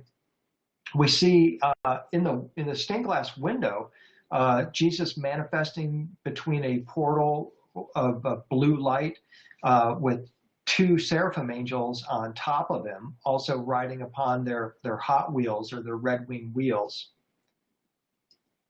And then we see the dove riding upon the spray or beam of divine light, entering again, as always, into the consciousness of Mary, possibly through the ear. And then again, we see Mary with her activated crown chakra, symbolized by the jewel on her crown. And we see Gabriel wearing the rainbow-colored wings, again, indicative, in my opinion, of Gabriel as a seraphim, as one of the beings who has the body of the rainbow light body, as described by the Tibetans, once again. And right beside Mary, we see a stool with lilies on the stool. And that, of course, as we've noted, symbolizes the incarnation of Christ. And on the pillow, on that stool, is a very peculiar symbol. It's actually the triple dot symbol of the Chintamanai, the wish-fulfilling jewel that the Tibetans say manifests the rainbow body of light. It's a very interesting connection for John Van Eyck to make. The wish-fulfilling jewel is the Chintamanai. This is the Bodhisattva stone, the stone of manifestation. And I'm just going to show you a couple examples here of many that I've collected of not just Buddha holding the Chintamanai, or a Buddha or Bodhisattva with the Chintamanai, but actually Jesus holding a transparent crystal sphere with the triple dot symbol of the Chintamanai on it. We'll move on from that. We could take up a whole day just talking about the correspondence between Buddha and Jesus here with the Chintamanai. But let's get back to our Annunciation scenes, where here we've got, once again, Gabriel, of course, and Mary in Filippo Lippi's take on the Annunciation. This one was commissioned by the de Medicis in Florence, probably for the birth of Lorenzo de Medici. We see the divider line. We see our vase full of lilies, symbolizing the unity of heaven and earth. We see these two beings from two separate celestial realms coming together once again. But what is so incredible about this depiction of the Annunciation is the energetic effect that Filippo Lippi has been able to achieve. We see the hand of God once again emerging from this other dimensional realm, from outside of our reality, opening this portal or gateway. And then we see Mary's illuminated consciousness. And what we're going to see here is absolutely incredible. We see that the dove of the Holy Spirit is actually riding upon this tube or funnel of light. It's clearly depicting, in my imagination, the idea of the opening of a portal or a hole in space-time, where you have this kind of corkscrewing tunnel or funnel out of which the cosmic vibration symbolized by the dove manifests. And then what we see is that dove, as it comes out of this portal, and here you can see the different layers of that portal, as it comes out of the portal, it spits this spray of divine light literally directly into the womb of Mary. So it's showing for us that the Annunciation is about this transmission of this cosmic light or vibration. Wonderfully expressive, wonderfully communicative of this idea that the Starchild is manifesting from another dimensional realm. The team at PortalToAscension are loading our next presentation. So while they're doing that, I thought I'd cruise over here just for a moment and see if we can answer some questions or address any kind of comments in that. So let's see what we've got.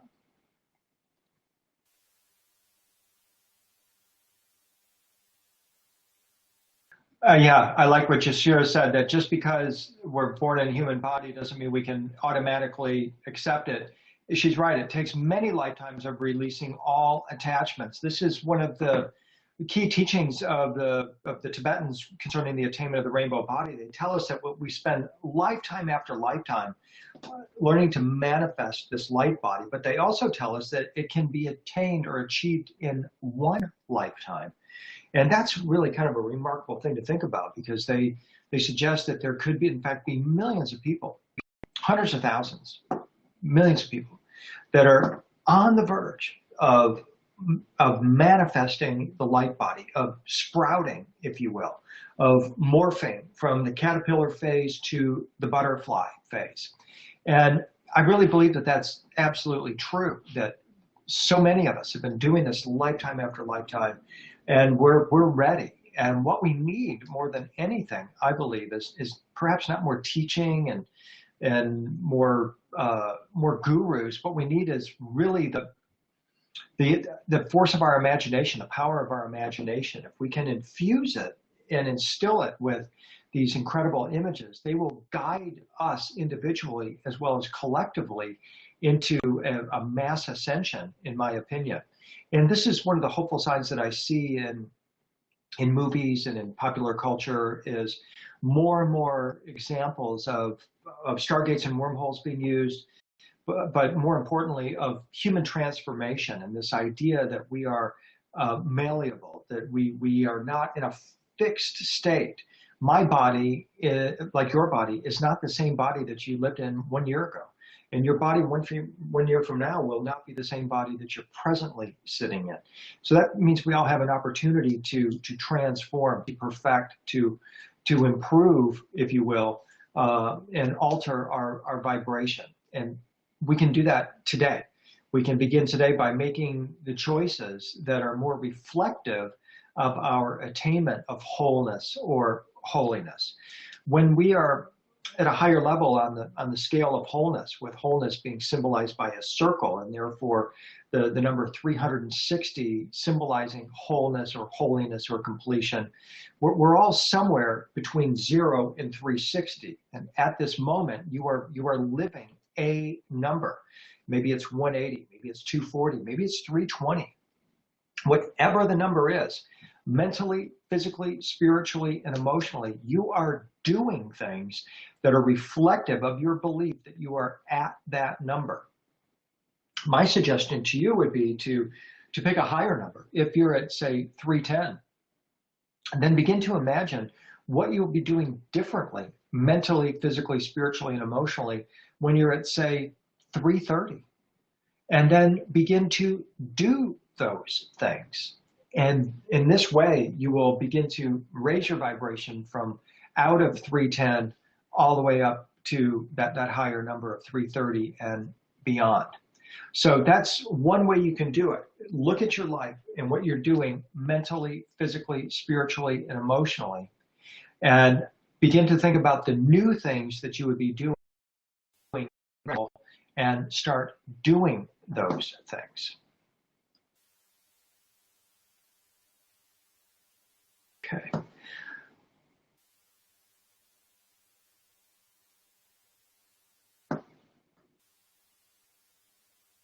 I'm pausing just for a moment here. My computer is suddenly just spinning on me.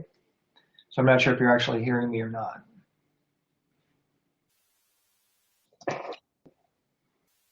We can hear you, but your camera froze.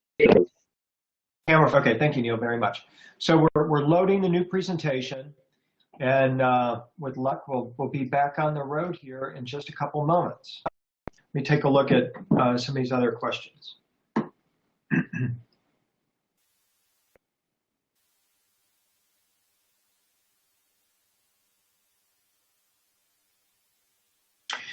I like what Susan said here, Susan Ramirez. She said, when Jesus said it is done, that's what he meant. It's already done in the center point of our awareness. Need to struggle or strive, just become aware. Your vibration was, in fact, it was intact the moment you were divinely created, because you are the divine witnessing self. I totally get that, Susan. That's the whole idea here, is that we're not seeking to become something. We're simply trying to reveal what we already are. You can think of our body as sort of a, like the orange prison jumpsuits the prisoners wear on the highway, picking up rubbish. We're talking about taking off robes here more than we are literally about putting new ones on. And that's an important distinction, because now it tells us that we don't have to go seeking this. We just simply have to be it, to allow it. What Francis of Assisi said really applies here. He said something like, what you are seeking is what is looking. Powerful, powerful idea that goes along with exactly what Susan was just saying.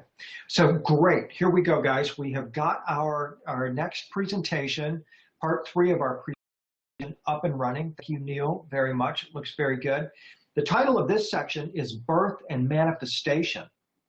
So we've started by bringing into our awareness the idea of Jesus as the star child.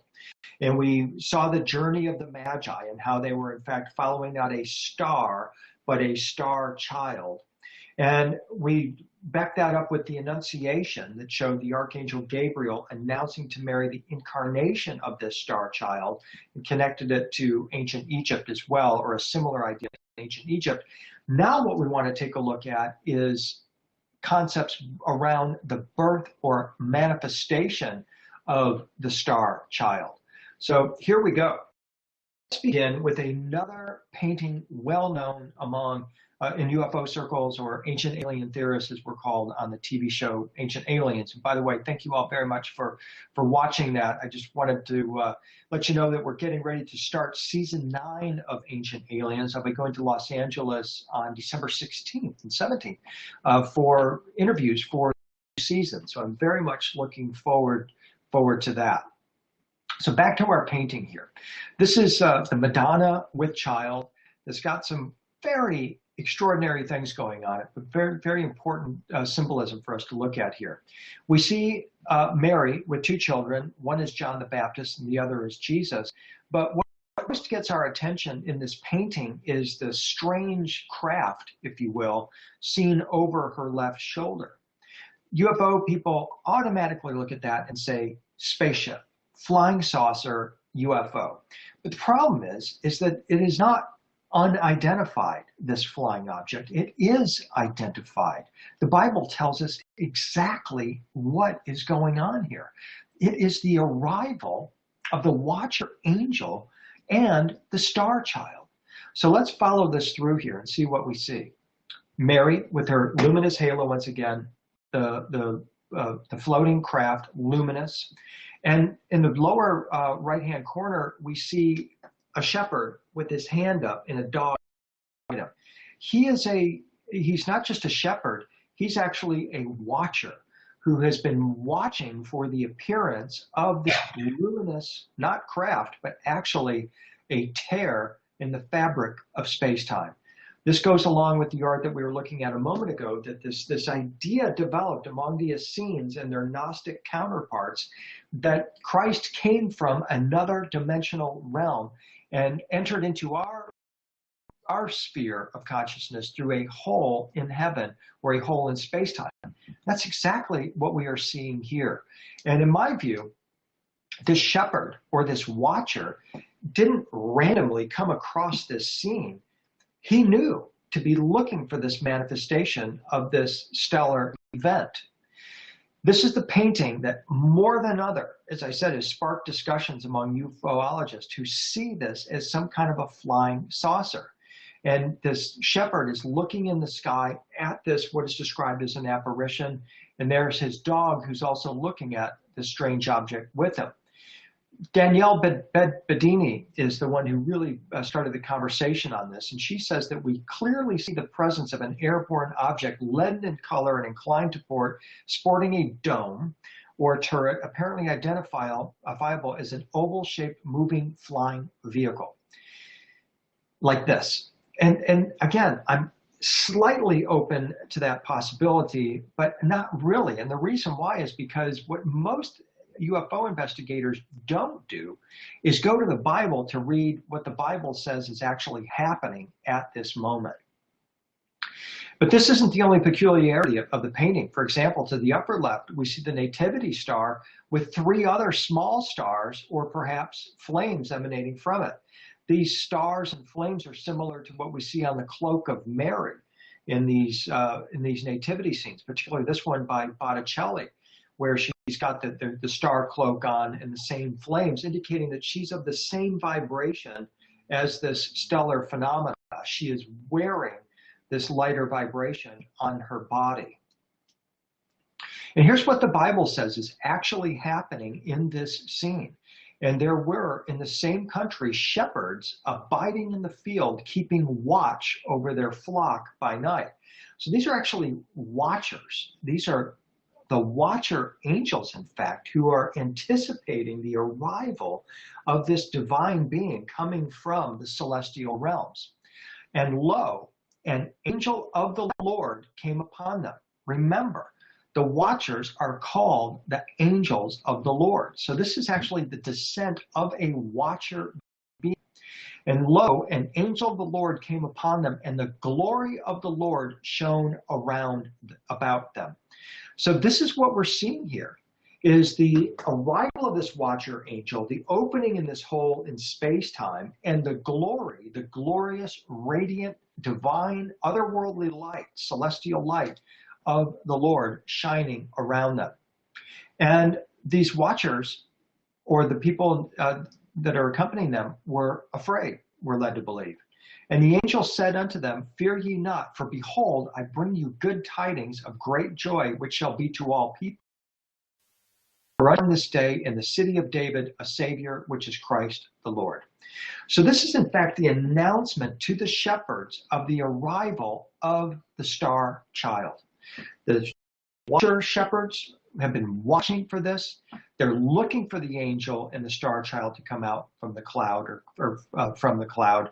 And we can see that this scene is exactly the same as what we saw a moment ago. So here's our watcher angel looking up into the higher dimensional realm, maybe shielding his eyes, but also indicating that he can see into this other dimensional realm and perceive this higher vibrational light. And the angel, the watcher angel, manifests from heaven in the earth plane through this light tear or hole in heaven. Another nativity scene, this time by Ghirlandaio, shows the similar light phenomena, the watchers, but it also keys us into the appearance in these nativity scenes of strange symbolism that's not mentioned in the Bible. That symbolism doesn't just have to do with the stellar phenomena, it's the appearance of this bull and the donkey. Why do you always see the bull and the donkey in these nativity scenes? Well, the answer is they symbolize two pagan religions that are going to be superseded by the appearance of the Christ avatar. The bull symbolizes Mithra, and the ass or the donkey actually symbolizes, according to the Metamorphosis of Apuleius, it symbolizes Isis. So what we're actually describing here or talking about when we see the manifestation of these celestial beings and the donkey and the bull is that they are present to tell us that this celestial event, this disclosure, if you will, this cosmic disclosure of this, the advent of the celestial being, will introduce a new era that will supplant or perhaps replace even the old time religions. But the fact of the matter is that the new religion, the new revelation brought by the star child can only be understood through the stair steps of the old time religions, the religion of Isis in particular, as well as Mithras. Christianity is the Egyptian religion, as my Egyptian guides told me long ago. It's the Egyptian religion with the names updated and the concepts changed slightly as well as updated. So here in this nativity, now we see the Christ child, the star child, as manifested on the earth plane. Luminous halo indicates he's come in fully illuminated. This was a highly anticipated event. And these are just a few examples from dozens of paintings of the Nativity, in which they all have this same theme, this otherworldly angel, the shepherds, the watchers, the beam of light, the donkey or the ass and the bull, all indicating that this is a powerful celestial event, the arrival, accompanied by this glorious light of the star child. It's a very powerful line of research to pursue, especially in light that what we're talking about here is not the arrival of a tin can spaceship, but rather a hole in space-time and the emergence of a divine light that showers all potentially with the light and the glory of God. Here in this nativity by Ghirlandaio, we see the bright star in the upper left. We have an angel inside the cloud manifesting, another angel manifesting or appearing before the shepherd. So let's take a look at this, because this one's very interesting. It's instructive and informative about the actual nature of these watcher angels once again. So here we have the watchers, the shepherds, who are obviously illuminated beings, mystics in their own right. They're probably Magi. And they are perceiving up here in the top middle this luminous cloud with this bright, fiery red angel inside of it. You can see this swirling mass of light and energy. It's like a vortex. It's an opening, clearly, of some kind of a portal with this kind of undifferentiated but still humanoid, but red, luminous, fiery angel inside the portal. It's clear that the luminous cloud is the method of transport of these angels, and one of these clouds appeared at the birth of Jesus, and this was anticipated by the Essenes as well as the Watchers. The Bible passage that describes this event continues saying, "Suddenly a great company of the heavenly host appeared with the angel, praising God and saying, 'Glory to God in the highest heaven,'" which is the realm beyond our realm, "and on earth peace to those on whom this favor rests." What they're saying is a great company, a multitude of angels, watchers, poured through this cloud gate or conduit at the emergence, along with the arrival of the star child, and bringing with it this light from another realm. These luminous red-winged angels that we're talking about are, as I've said, the seraphim, the burning ones, the winged serpents, the fiery serpents who have had a hand in human affairs for a very long time. They've interceded on behalf of humanity, and in most instances, their intercession has to do with the opening of portals or gateways, or sometimes the closing of those gates into the celestial realms. Here's one of the burning ones, the fiery winged serpents, the seraphim, the red-winged ones, guarding the gate of the Garden of Eden after Adam and Eve were evicted from the Garden of Eden. The Archangel Michael wears the burning wings with the peacock feathers all over it, indicating that he, of course, is a seraphim. They are the guardians of the throne of Christ, and they are the beings that accompany the manifestation of the Starchild. This is a photo I took in Venice, Italy, in the chapel in San Marco, where we see Christ enthroned with the red-winged seraph on either side of him. He wears his luminous garment of light because he's in the heavenly realms. Also, is highly reminiscent of a portal. Look at the stars in that gateway. Can you say Stargate? Exactly.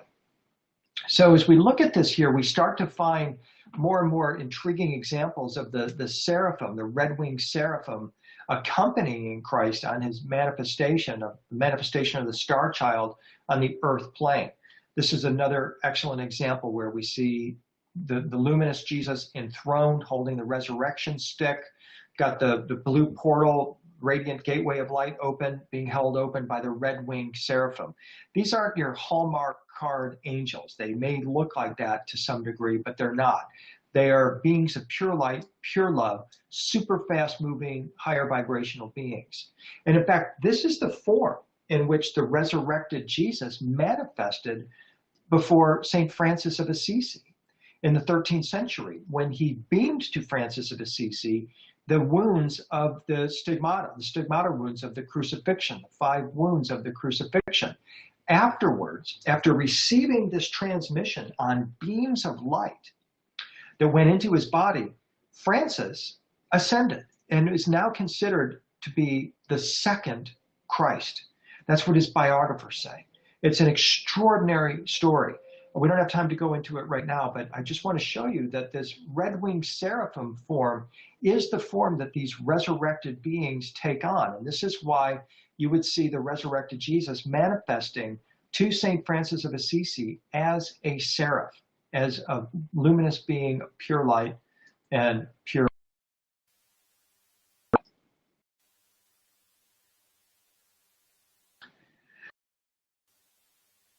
I have made the connection between the luminous body of the seraphim and the rainbow light body. I believe that they're interchangeable, and that these resurrected beings can manifest in the rainbow body form or as the burning ones of the seraphim. And this is exactly what we see in these paintings of the nativity. We see, as we noted a moment ago, in in the right-hand side above the sheep out in the pasture, we see the red-winged seraphim being, and on the left, we see an opening or a hole opening in heaven with an angel inside that opening as well. And in this case, Gurandalio has created another one of these incredible kind of saucer-shaped clouds, hinting to some that the possibility that this is some kind of a UFO event. But it's beyond that, as I keep repeating. It goes beyond that technology. This is a spiritual technology that we're describing.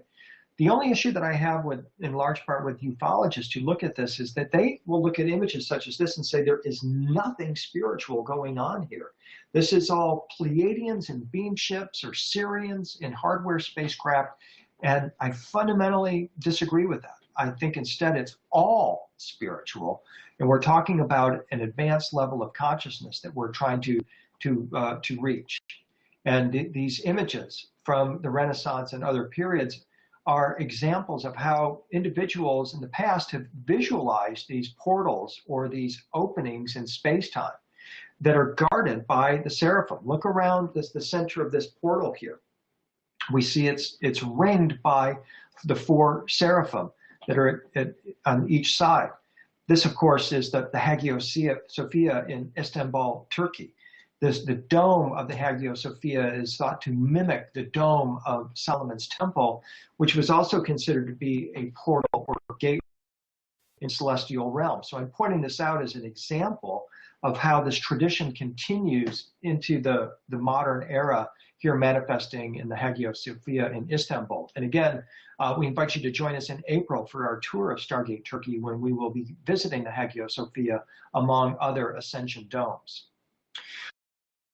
Look at this nativity story and pick up another thought from the Gospel of Luke, where the story continues. Luke says that when the angels had left them and gone into heaven, the shepherds said to one another, "Let's go to Bethlehem and see this thing that has happened, which the Lord has told us about." So they hurried off and found Mary and Joseph and the baby, who was lying in the manger. When they had seen him, they spread the word concerning what had been told them about this child, this star child, and all who heard it were of shepherds said to them. Well, I'll bet, because the shepherds are the watchers, they're the Magi, and they're trying to communicate to the people that we have just seen the advent, the appearance of a being from a celestial realm beyond this reality, beyond our imagination. And again, I believe that we are on the verge of re-experiencing a similar moment in our time, hence the reason why we want to study this and understand the story correctly. So a couple of more nativity scenes here where we see the luminous star child now not up in the heavens, not in the sky, now earthbound, having taken physical manifestation. And as usual, we see a similar collection of images. We see 2 clouds of luminous blue spheres, blue beings, blue angel beings. Beneath them, we see our ass and bull, symbolic of the old-time religions, and we see Mary and Joseph on either side of their luminous star child. And then up in the left-hand corner, let me just go back, you can see the left-hand corner there is where, as usual, we see our watcher angel manifesting from this hole in space-time through this Stargate or wormhole. The watcher is, of course, the escort, in all likelihood, of the star child. Another nativity scene with the similar motif. We see going back, we see the luminous star child, Mary, Joseph, the ass, and the bull. And above them, we see the angels who are gathered above, floating on their clouds. Again, symbolic of these are mystical beings from a higher dimensional realm. One of them, on the left-hand side, just above Mary's head, is a favorite. It's beaming us energy, and we can in fact connect with those luminous beings by just simply beaming back to them light and love. So it's a nice way to make a brief connection with these beings.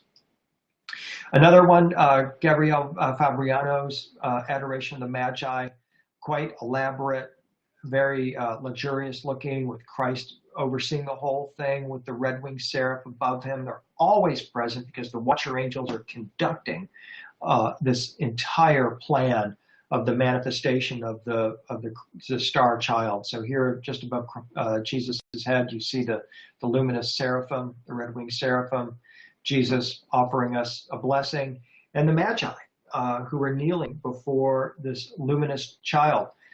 Look above the head of Mary, wearing the blue robe on the left. You've got Joseph, and then above Joseph's head, here comes the advent of the star child, the celestial child, in the beautiful golden orb of light. Then finally, manifesting on the earth plane, got the ass and bull. By now, you're becoming more expert than most at being able to read these nativity scenes and pick out the players, where you've got the Magi in their golden garments, offering the gold and frankincense and myrrh, the sacred oils that will all play an important role ultimately in the ascension of Jesus. And you see the Magi down here in the center, who's kissing the feet of the star child, who's fully illuminated, of course. Another detail there again of the golden orb of the star child. Mary Magdalene behind the Virgin Mary here, shown opening her alabaster jar, prefiguring the role that she will also play in the ascension of the star child. And here we see the detail of the Magi kissing the feet of the royal star child. The theme of the shining cosmic child born in a cave actually originated around 1380 in a vision of Saint Bridget, who said that while she was in prayer, move in Mary's womb, and then of a sudden I saw this glorious infant lying on the earth, naked and shining. His most delicate flesh was pure from any kind of soil or impurity. And so this is another source for this imagery, is that this is a vision of Saint Bridget, who saw the shining cosmic child. And in such imagery, the child is conceived almost as a star come to earth. That's because, as we've been saying, this is a star being come to earth from another dimension. And that's what, again, Lorenzo Monaco is trying to convey here. We've got Mary bowing before the star child. And look above Mary's head. We find the same cloud over her. The angel comes out of the familiar hole in space-time, the rip in the fabric of space-time, to make the announcement to the shepherds. So here's Mary with this luminous cloud above her, indicating the arrival of the celestial star child, and then the watcher angel, as usual, bursting out of this hole in space. And you've got this shepherd here who's not shielding his eyes like this partner. He's actually got his heart wide open to receive this cosmic vibration from the watcher angel. I mean, you can just about feel that lighter vibration coming into your own heart center, your own heart chakra, as you engage this image. The ass and the bull, almost always present in these nativity scenes. And finally, the luminous star child coming from this other dimension to bring this message of light and love to our world, to show us the way towards the next step in human evolution. Homo luminous is one term given to the next step. The luminous human, the star being, the ultra human. Virtually every tradition has a name for this next level of human manifestation. And Jesus, the star child, was one of the original manifestors of this next human, of this next step in evolution. Another nativity scene, they get kind of redundant after a while, but they're still fun to explore. In this one, in the very center, coming to the top, we see this beam of light coming down from the celestial realms. This is indicating, as usual, the manifestation not just of the watcher, but also of the star child manifesting through the Stargate. And it goes on and on. But I personally just love connecting with these images and the sense of wonder and awe that accompanies them. This idea that what we're witnessing here is are visualizations of ancient disclosure, of an event that happened 2,000 years ago that is still reverberating in our time, and we are only now just beginning to gain full understanding of. We're understanding the quantum realm, of other dimensions of Stargate travel, wormhole travel, human transformation into celestial beings. We're in the process technologically, as I wrote in my book, The Singularity is Near, of literally dematerializing ourselves into light beings and living for eternity in a simulated reality on a computer parked in Mountain View, California. I mean, what we're seeing here is not that far away from that same impetus. It's all about humans gaining understanding that we are cosmic explorers, that we're temporarily inhabiting this realm, the earth plane, but ultimately we are called to the stars. And Jesus is a manifestation of a group of celestial beings, the angels of the Lord, the watchers, who came here on a mission to show us how to return to the stars. And I'm all for that. And that's what drives me to collect these images, to analyze them, to try to understand and to communicate to you and with you the vital importance of these lost stories of the Starchild, because this is completely different from traditional Christianity. And we can only imagine how different our world would be if we had spent the past couple of thousand years having a conversation about celestial beings, star beings, the manifestation of the Starchild, and how we can transfigure or metamorphose our own divine spark and reclaim our original celestial selves. This is what this is all about for me, is remembering who we are. As I said earlier, it's not just about telling a beautiful story about the star child Jesus. It's about recognizing that his story is our story. This is our divine spark that we are witnessing coming into this realm, struggling, going through all of the challenges of earth life, our own crucifixions, sometimes on a daily basis. And the story is so vital because it tells us that after those challenges, after the crucifixions, comes resurrection and ascension. And that's what this artwork is designed to do, is to trigger our imagination, to help us to connect with that divine light, to raise our vibration. In so doing, help us to scale the higher vibrations of the ladder or stairway to heaven. One person, Philip Lippi, I mean, golly, talk about connecting his imagination with that divine realm. I can't think of anybody who did it better than he did. Let's take a walk through his adoration of the child, this nativity scene, where we see the dove of the Holy Spirit spraying us with this cosmic vibration, this other dimensional light that's just crackling in its luminosity. We see Mary kneeling in reverence before the star child. John the Baptist is on her right, Jesus's cousin, his Essene cousin, and ultimately his initiator. But in the detail here, look how Philip Lippi shows the light just kind of stepping down into our world. It's released and protected by the angels up at the top. The dove sprays this cosmic vibration onto the earth plane. And it's our consciousness that is being imbued or saturated with this light now. And as we follow it, we see that Mary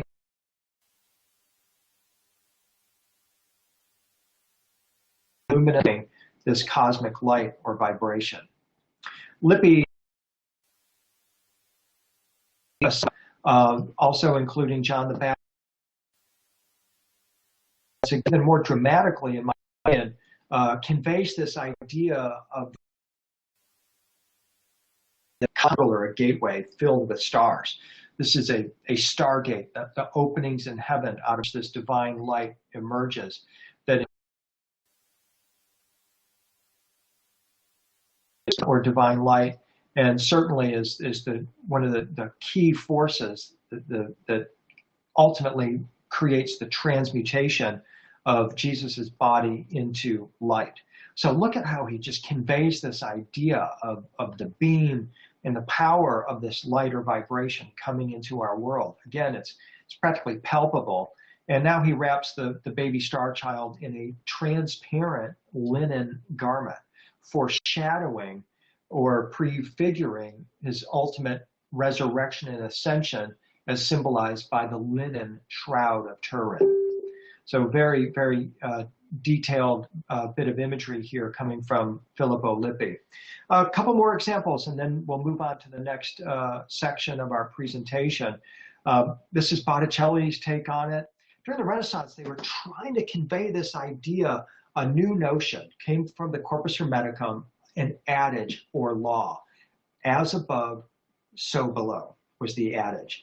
And these painters came to believe that their paintings were communication links between the above and the below, that these paintings were magically active, that by engaging them mentally, physically, spiritually, and emotionally, we are able to participate in the energy or vibration being portrayed in the painting.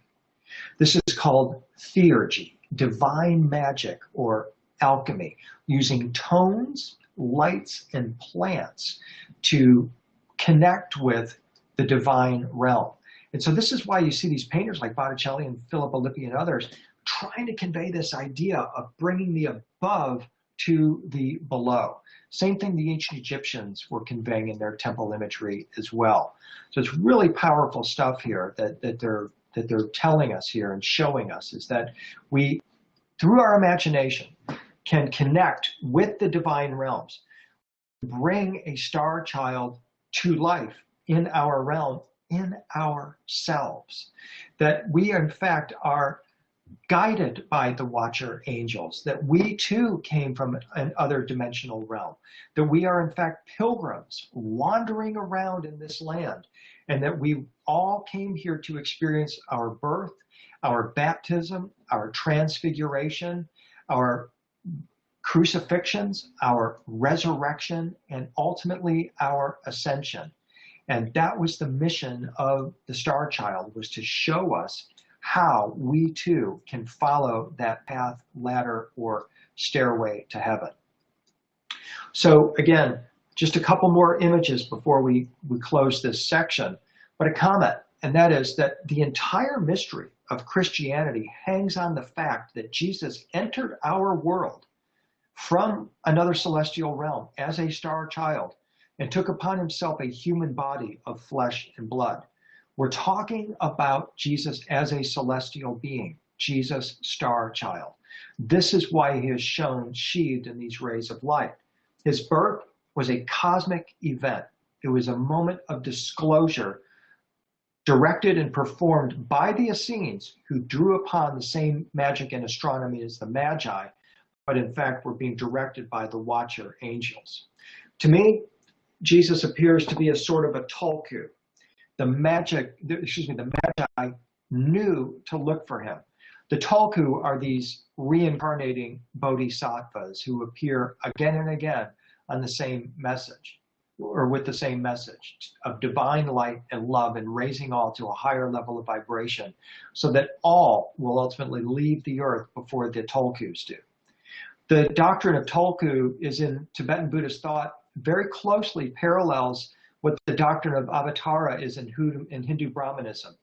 Tulkus will send a ray from himself, or send a part of himself, to take incarnation or embodiment, even if it's only temporary. This is exactly what I have shown you in this artwork, is that he is sent a ray, a part of himself, into physical incarnation to show us how to ascend and return to the celestial realms. As a Tulku, Jesus would have been shown his sacred relics, and he would have remembered them. And I will show you those relics in the next section. But before we leave, let's just take a look at a couple more examples of the physical manifestation of the Star Child, Jesus, sitting on the throne with his mother, Mary, with the seraphim on either side. That throne that they are sitting is called the throne of, and it is, as a matter of fact, innermost esoteric sense. The two cherubim that sit on top of the ark's golden mercy seat, who formed an arch between them through which the Israelite God Yahweh would appear, are the same two angels that we see manifesting on either side of the throne of Christ, the throne of Jesus upon which Mary and Jesus now sit. It's little known in Christianity that the Ark of the Covenant was known and used by Jesus. And we will explore that section, which has to do with how the disclosure event that many anticipate and the second coming that many anticipate, are actually intertwined. So that concludes this section. It's now 10 minutes to the top of the hour. We'll take a 10-minute break, a big 10-minute break, because we're going to get back, when we get back, we're going to get into some really incredible information about what is going on in our world right now as concerns the return of the Starchild.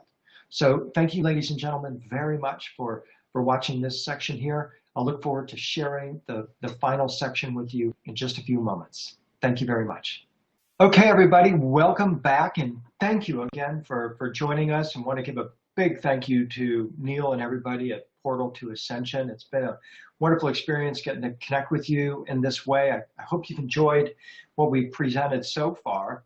The final section that we're going to look at has to do with what Christianity refers to as the second coming, and what modern UFO people describe as the disclosure.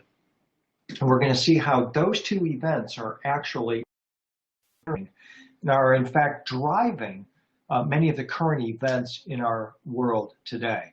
And by examining the artwork, once again, of the return of the Starchild Jesus, we're going to get some insight into what could be missing in our world that we need to bring into our consciousness that will help us to transcend our current challenges and difficulties and turn these into an incredible opportunity. So we've just got a couple of minutes as we load the final program.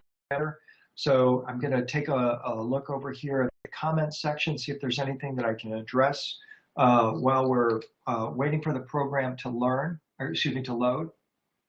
And I'll see if anything just pops out here. Oh, thank you, Susan. I'm loving this webinar. I really appreciate that. It's very, very nice. Love Ancient Aliens. Yeah, me too. I don't have a discussion group on Facebook. I'd like to start something like that. You know, I just got home on Tuesday from over 45 days, almost continuously on the road. I've been home 2 days, or three, I slept in our bed 2 nights in the past 45 nights. And it's kind of hard when you're running and gunning like that. We were doing a tour of Egypt, which was absolutely phenomenal. Can't wait to return to Egypt in late October 2016. It's so peaceful there. I mean, I just can't believe the bad rap that Egypt has been getting from people in the media. And it's kind of coming back around to haunt America in a way, because it's primarily the American media that's saying stay out of Egypt.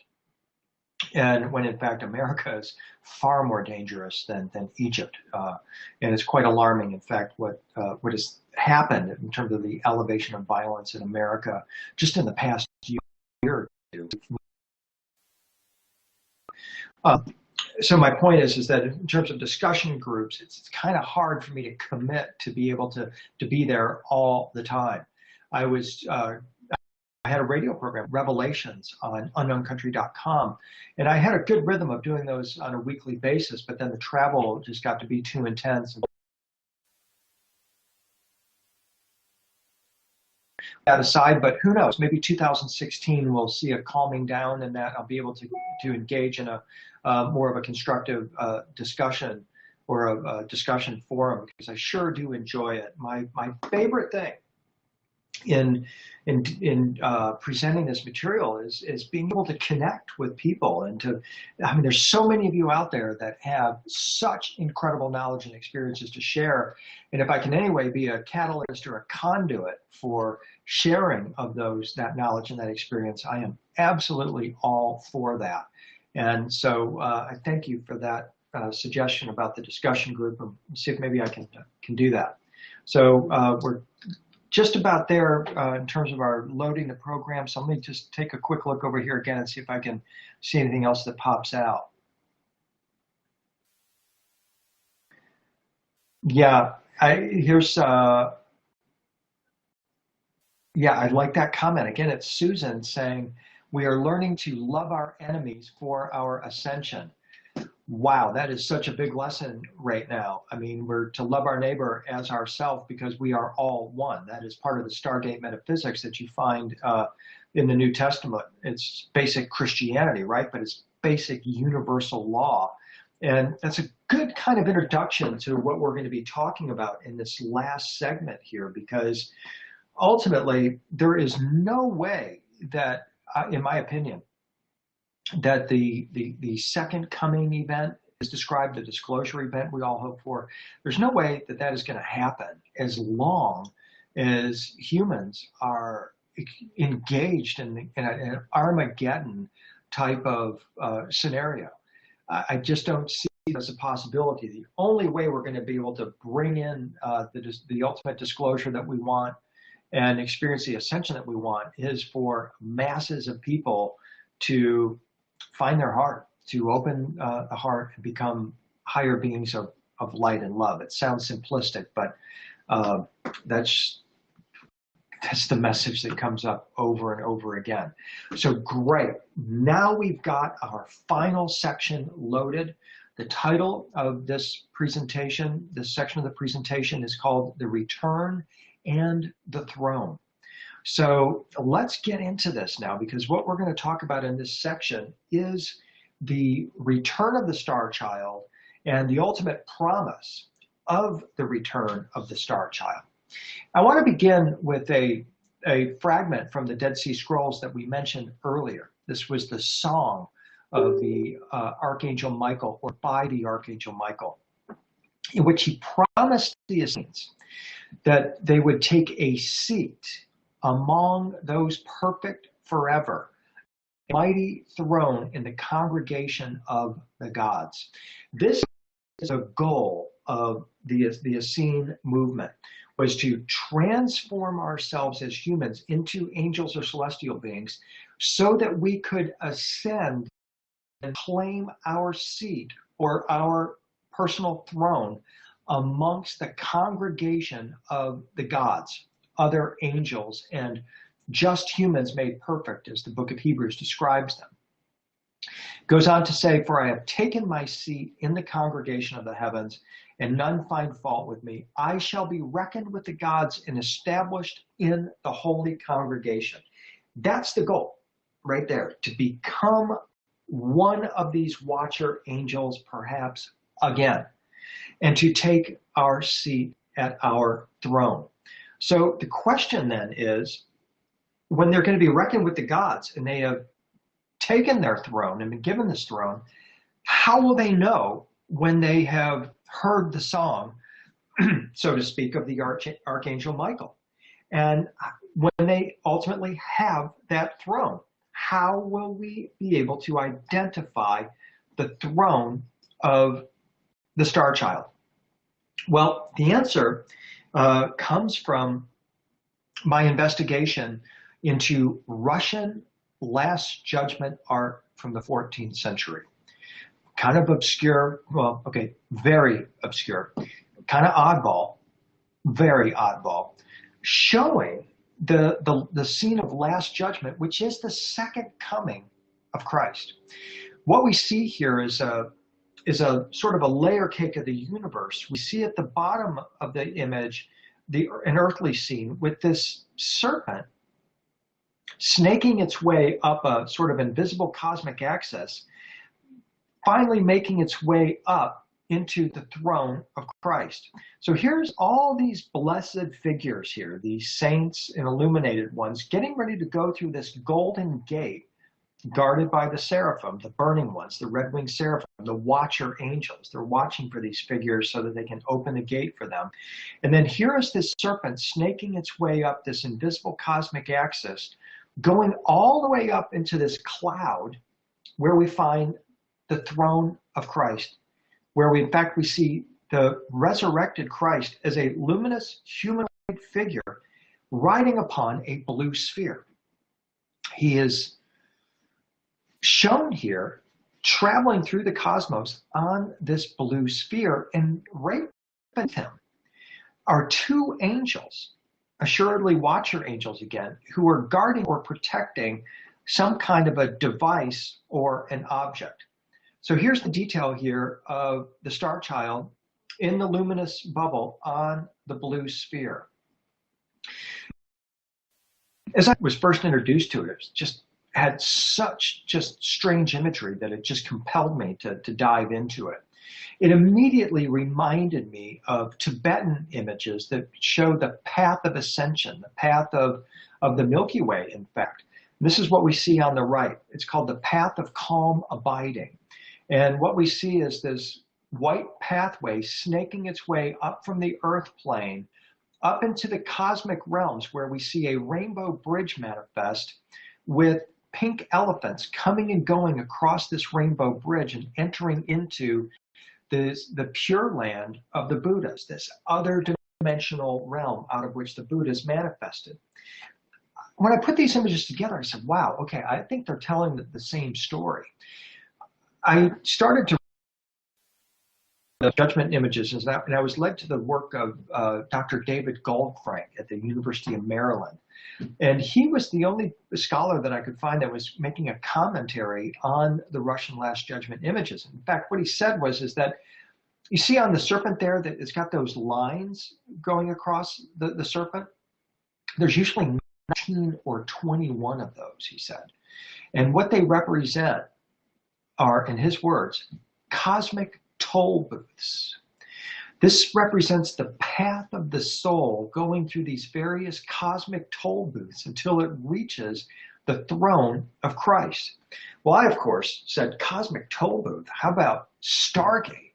You're talking about the serpent here, this snaking pathway representing a path of souls, a snaking path or conduit of stargates that links Earth with the celestial realm where the Starchild emerged. And he didn't know, he couldn't account for a source for this strange Russian imagery. And I popped up and said, well, I think it comes from the Tibetans. It's obvious the parallels that we're seeing here. The snaking pathway symbolizes the conduit of the cosmic toll booths.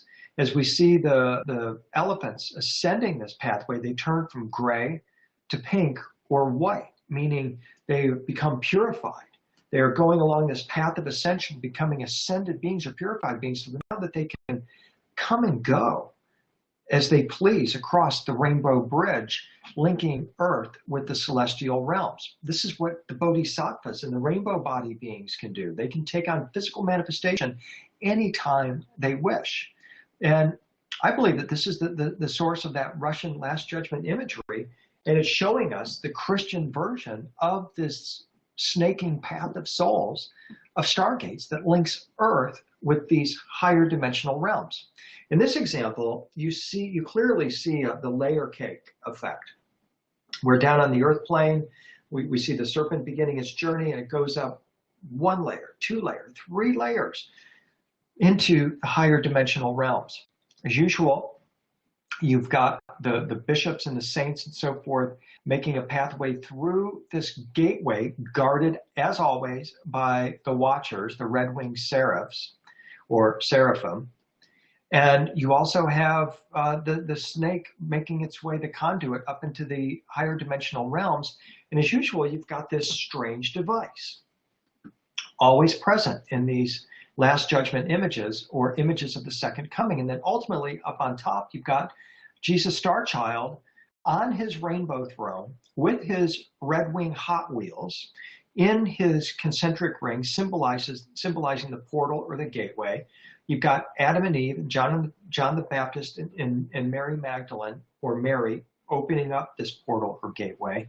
And what we're seeing here is the arrival of the cosmic Christ, the emergence, the descent, if you will, of Jesus the Starchild. Because this cosmic conduit goes 2 ways. It goes up And it's a way for the beings to come down. And as we see here, the serpent snakes its way up this invisible cosmic axis, going through that strange device, up to the top where you've got Christ on his throne. And above him, look at that strip of stars that the angels have unfurled. This is a scroll of stars. It's like they're unfolding this wholly other, practically unimaginable reality that is above and beyond the throne of Christ. Very powerful, very evocative imagery. So I'm going to touch as quickly as I can here of why we should be so intrigued by this imagery. And I will do this by quickly going through a few more of these images where you see the repetition of the same symbols, the golden gate, guarded by the seraphim, the serpent, and of course our device that is guarded or watched by these angels, that is topped by this orb with Christ sitting enthroned with his feet on a footstool surrounded by stars. If we can't see or say Stargate in these images, sure, I don't know what is going to trigger that. That's what we're describing here, is the enthroned Starchild on his Stargate amidst several other beings also in similar orbs or power spheres. So let's talk specifically now about what that throne is, because as I'm going to tell you here, it has everything to do with current events, especially emerging from the Middle East, because that device that we were looking at has a name. It is called the Etymachia, or throne of the second coming. The word etymachia is Greek from the verb hetomesin, which means to prepare or preparation. What this means is that before the Starchild descends to Earth, there is a preparation that unfolds in anticipation of that event. As part of that preparation is the assembly of his throne, a device upon which the Starchild will manifest at the time of the second coming. Etymachia, again, means to prepare or preparation. In Christian end-time art, this throne, which again is the object of the Essene's quest and the teaching of the Watchers, was to go from living on earth to living in the heavenly realms and having your own throne. This is the throne, the Etymachia. It's most often composed of a cross, which is an instrument of transmutation that converts flesh or mass into light, spirit, or energy, a spear, often referred to as the spear of destiny, a sponge, a scroll or a book, which represents the heavenly tablets of ascension, the book of light, the book of seven seals, and the book of love, a robe of light, which is also the same as the shroud of Turin, and a jar containing sacred oil. Additionally, it includes the Ark of the Covenant. Now, in the spring of 2015, when Claire and I led the tour to Italy, I had everybody over to a place called St. Paul behind the walls in Rome. This is where they believe Paul is buried. I took them there because I wanted to show them this scene in this incredible oculus in the ceiling where we see the enthroned Christ. But what is more important is what we see beneath him, which is the Etymachia, the throne of the second coming, watched or guarded by these angels. We see the cross attached to a platform that I'm going to tell you is the Ark of the Covenant, with a robe of light, a book, the rod and sponge, and the spear, and so forth. This is a kit of tools.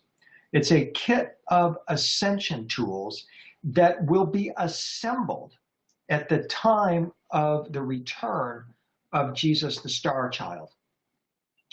This is vital for us to understand at this particular time in history, because there's about 1 billion people on this planet today. that are anticipating the recovery of the Ark of the Covenant, which is one of the key components of the throne of the Starchild. When most people think of the Ark of the Covenant, they're thinking of that simple golden box made by Moses at the base of the mystical Mount Sinai to house the Ten Commandments. What most are unaware of or have forgotten is that the Ark also housed the rod of Aaron, or enlightenment, the scepter of God, the resurrection stick, the flask of manna, and the cruse of sacred oil. And when you assemble all of those components that are contained within the Ark of the Covenant, when you assemble the Ark of the Covenant, in other words, you get the Adamastia throne. This is important because while Christians seek signs for Jesus' second coming and Jews await the Messiah, about 1 billion Muslims are awaiting the arrival of the 12th Imam, called the Mahdi. And all three of these figures, the returning Christ, the Messiah of Judaism, and the Mahdi of Islam, are symbolized by the same device, the Ark of the Covenant. Typically thought of, again, as a golden rectangular box made by Moses, it's actually something far more powerful than that.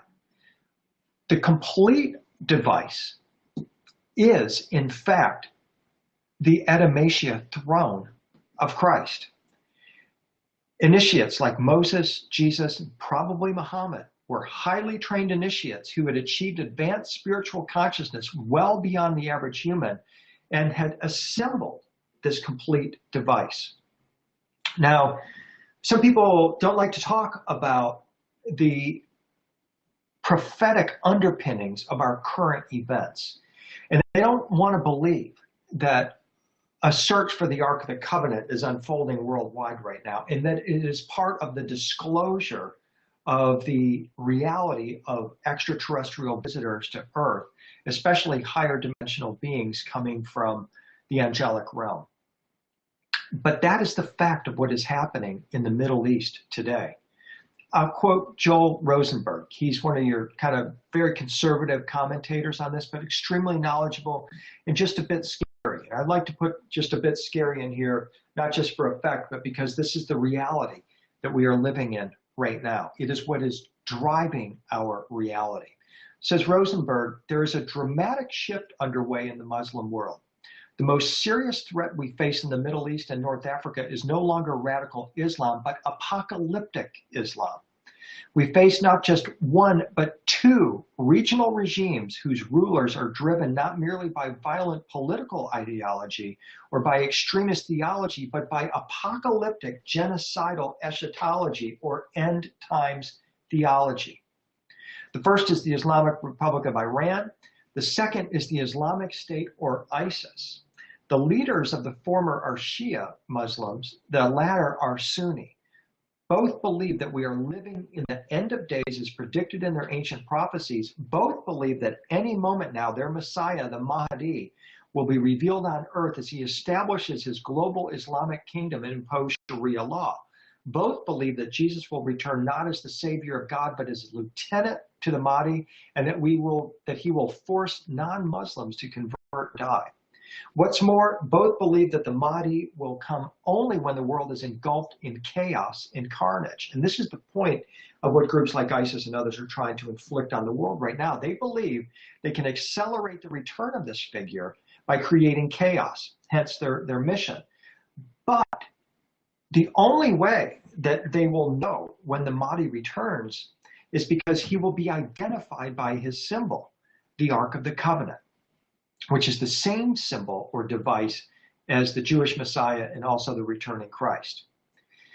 Says Rosenberg, Iranian and ISIS leaders are not alone in their fascination with end times matters. Such interest runs deep through the Muslim world. According to a 2012 report by the Pew Research Center, in most countries in the Middle East and North Africa, South Asia, and Southeast Asia, most Muslims believe they will live to see the return of the Mahdi. In Egypt, 40% of Muslims believe expect to see the Mahdi in their lifetime. In Jordan, it's 41%. Among Palestinians, 46%. In Iraq, a stunning 72%.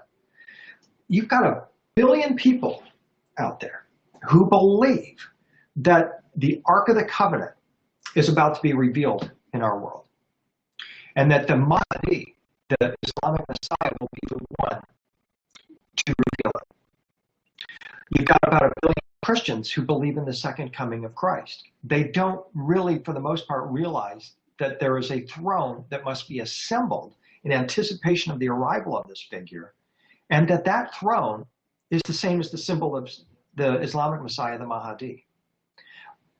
They also don't realize that the Jewish Ark of the Covenant is the same as this throne and also the symbol of the Mahdi. It is so strong about how kind of clueless most of us are about this, but how important it is at the same time for us to recognize what it is that we're talking about here with the Ark of the Covenant. At the same time as we have billions of people believing in this end time scenario, you've got, as I documented in my book, The Singularity is Near, a group in Silicon Valley who are actively fulfilling the biblical prophecy of the emergence of the next by meshing our flesh with technology and creating an immortal being who is more a being of light than he is a being of flesh. Think about the contrast in our world right now, where you've got billions of people, many who don't even have a toilet, let alone a cell phone, believe in the arrival of this Messiah who will wield the Ark of the Covenant, contrasted with this super advanced technology coming out of Silicon Valley. They seem like they're poles apart, right? But they're not. They're part of the same ultimate event. Call it disclosure, call it the second coming, call it whatever you want, that is now manifesting on our planet. What I want to talk about for a brief moment here is that one way to navigate through this scenario has got to be a full understanding of what the Ark of the Covenant is. I mean, if you got billions of people that believe this symbol, this device is about to be revealed and has to be revealed in order for their Messiah, Mahdi, or Christ to be present in our world, then we gotta know, well, what is this thing? What is it? It's interesting, isn't it, that the word Isis is the Egyptian word for throne. And it makes me wonder about these ISIS terrorists and how much they really know about the Mahdi that they're fighting for in the Ark of the Covenant, because surely they would realize that a murderer or someone who promotes mass murder will never get to be a person who will be able to get anywhere near the real Ark of the Covenant. They might find a golden box somewhere that might have some radioactive energy about it or something and could be construed as a weapon as described in the Old Testament, but they will never, in my opinion, get close to the real thing, which is the true celestial throne that is brought and protected by the Watchers, and according to some interpreters was actually taken from by the Watcher angels.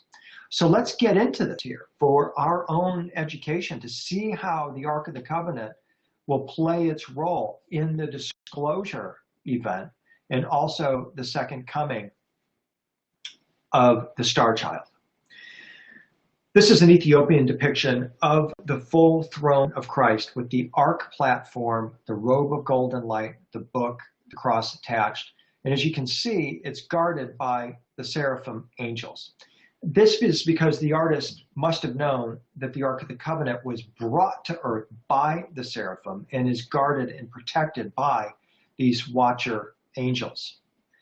In Hebrew, seraphim is a combination of the words healer, meaning and doctor and surgeon, and ser, meaning higher being or guardian angel. The ser prefix also connects him with the serpent, especially the serpent of healing, as in the Nehushtan, which is the symbol of the serpent lifted on a pole, lifted by Moses in the wilderness to bring healing to the Israelites.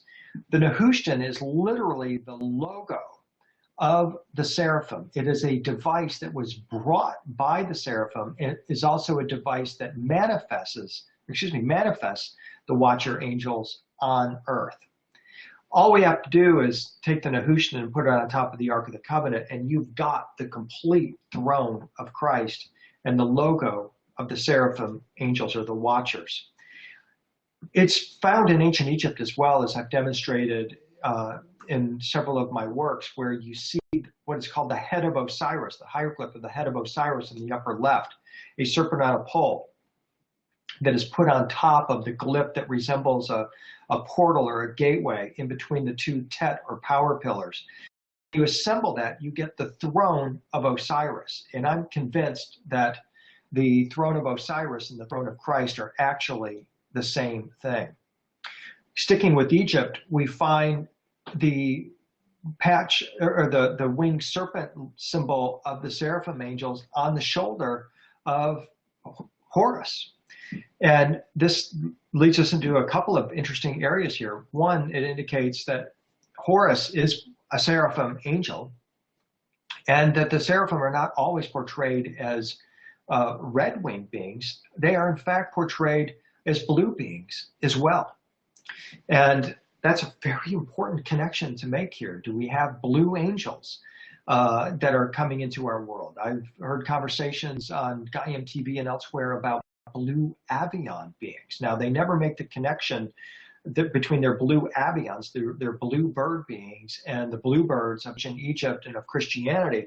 But I will make that connection for them, that this is another possible manifestation of what are called the blue avians, who formed a portal or star door around the resurrected Jesus, and could well be playing a role in what we think of as the second coming. But the key feature here, or key thing that we want to lock onto and really get a handle on, is the Adamastia throne of the Starchild, which is, as I've said, the fully assembled Ark of the Covenant. Here's the Ark of the Covenant open. You see the golden box. You see the book, the tablets, the rod of enlightenment that budded, along with the flask of manna. All you have to do is take all of those components, parts on the left, and assemble them, and you get the throne of Christ. The throne of the Starchild that will be assembled at the time of the second coming is the same thing as the Ark of the Covenant. They're the same device. And this is what is being sought presently by figures from Iran, Iraq, Syria, elsewhere, including Israel and also America. There is a race to get a handle on this device, because without it, you can't see the fulfillment of your disclosure or your end time prophecies. That's why it's so key and so central. The starry cloak that is seen draped over the throne is, of course, the robe of righteousness. It's the light body. And the core guiding myth of Western civilization is the story of the recovery of our birthright, our light garment, and our return to our divine status as light beings. But most Christians, Jews, and certainly Muslims do not realize that Christ is shown ascending on the Ark throne, and that this will be the device through which the Starchild manifests at the time of the second coming. This throne is a docking station, if you will, or a station. It's a portal. It's the key device of the Watchers, and it's fundamental to the Essene belief in human transformation. So let's take a look at a couple more examples here of the return of the Starchild, and always noting that his device is always close by. Here's the two angels opening the gateway or the portal, bringing the Starchild back to Earth. And there's his device. It's his property. There's one of these in the heavenly realms and one of these on the earth plane. And there are ambassadors, representatives, they're called the rainmakers, who will assemble this device in preparation for the return of Jesus. And then as a tolku, he will make or identify this as his property. So here's the throne of that will be the center of the disclosure event as well as the second coming. The ark with the robe, the book, and the cross or the pillar attached. Here you see it unassembled on the left and on the right, fully assembled. A couple more examples just to feed your imagination. These are in my book, The Judgment Day Device, by the way, in which I document these prophecies and talk about some of the world leaders who are actively seeking this device and its importance in our world. But what we're showing here is the return of the Starchild and the key things that will need to be assembled in preparation for that event. So by now this is familiar imagery to you, where the Jesus Starchild is in the portal up above. You see the transparent Hot Wheels. We see John the Baptist and Mary on either side of the etamesia or the throne that will be assembled on earth at the second coming, which is, in my opinion, going to be the same thing as disclosure. And here you see the correspondence between the images. On the right, the ark is not fully assembled. On the left, it is, to form the etamesia throne. And I'm going to wait just a moment here while Neil loads our final section. And while he's doing that, I will take a look, as we've done before, to see if I can answer any questions or address any comments. Oh, I love that. Thank you, Robert Jocks from Milwaukee. The real meaning of Christmas, a great present to us all. That was part of my intention, was to give you the backstory, the lost story, if you will, of the nativity, of that first Christmas, and how this was part of an event that had been a long time in the making, and involves ultimately the opening of a Stargate, a hole in space, the portal through which the Starchild manifested. But as we move forward now, we're seeing that this is totally relevant in our world, because again, world events are driving towards an event, the event. Call it disclosure, call it the second coming, call it the end of days, whatever. We're aiming for it. And it doesn't mean it's going to be the end of the world. It means, in my view, that we are preparing ourselves for the next level of vibration, of interconnection with these higher dimensional beings, these celestial beings, these angelic beings, but more importantly, the ability of individual divine sparks, souls, you and I, to make our own ascension into the celestial realms. This is the promise of our times and the revelation that disclosure offers. And whether you believe that you're going to enter into the cosmos in a tin can spaceship or in a celestial light vehicle, a Merkaba vehicle, that's up to you. And personally, I encourage people to follow the spiritual path, to recognize that this transformation is a spiritual one, not so much a technological one. However, it is possible that technology will be able to assist us in our ascension. And I encourage you to pick up a free copy of my book, The Singularity is Near, in which I document the technology that is being utilized presently for human transcendence and ultimately ascension. Immortality is now the business of Silicon Valley. All the major companies in the world, from Apple to Google to Microsoft, others, are actually in the immortality business and are actively pursuing technologies that will enable us to upload our consciousness into non-molecular light bodies and live forever as avatar-type beings in new simulated realities. That's their goal. And as I said earlier, that is the fulfillment of Judeo-Christian prophecy about the emergence of a new or next human, and the transformation in the twinkling of an eye of our flesh and blood bodies into a different form at the end times. And as I said a moment ago, this is contrasted with the sort of non-technological approach that is primarily coming out of the Middle East, where they want to completely destroy Western civilization, meaning technological civilization. This is what it's really all about. It's about, once and for all, in their view, eliminating the use of technology as a way for humans to ultimately attain transcendence. This is why this technology does not come out of Egypt, why this transhuman technology, that is, why transhuman technology does not come out of Egypt, it doesn't come out of Syria, it doesn't come out of Iran, it doesn't come out of Iraq, Afghanistan, or Pakistan. These are primarily Muslim countries. The infusion of technology in our bodies comes from the Western world. Read the Judeo-Christian world, specifically America, which is driven by this premise that we can all improve ourselves. America is a physical space, but it's also a psychological space where anything is possible and where technology can be used to accelerate everything, including our transformation into advanced beings by infusing our flesh with technology. This is the ultimate battle of the Muslim world, who do not see technology as being a God-given gift, as does the Judeo-Christian world.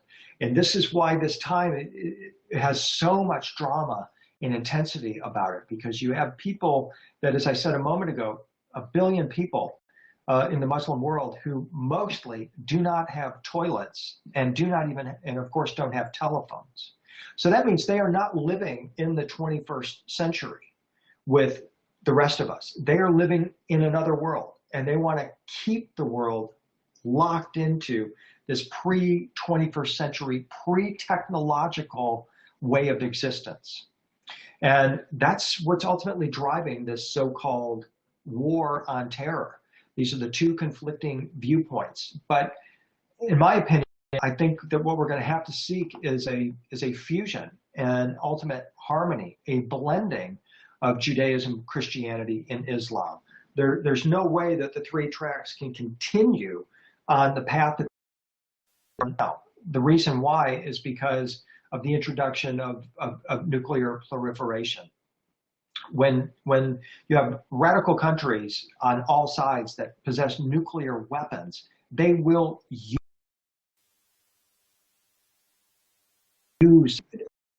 our nuclear isn't driving the doomsday clock these days. The atomic scientists last year pushed the doomsday clock forward to 2 minutes to midnight, not because of radical terrorism or nuclear proliferation.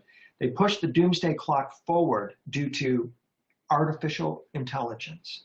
The greatest threat to humanity right now is technology. It is artificial intelligence. When the machines take over, when they become conscious, aware, and take over, what will they do with their human creators? That's the big question. So we are now loaded up here with our final section. Thank you all again very much once again for your attention, your patience, putting your energy in this place right now. I hope you've enjoyed the presentation and gained awareness of not only the Starchild, but the importance of gaining true insight into these ancient disclosure and celestial events in our time. So let's finish now in this last section by taking another quick look at some of these descent of the Starchild images and how they inform us about what may be about to happen on our planet.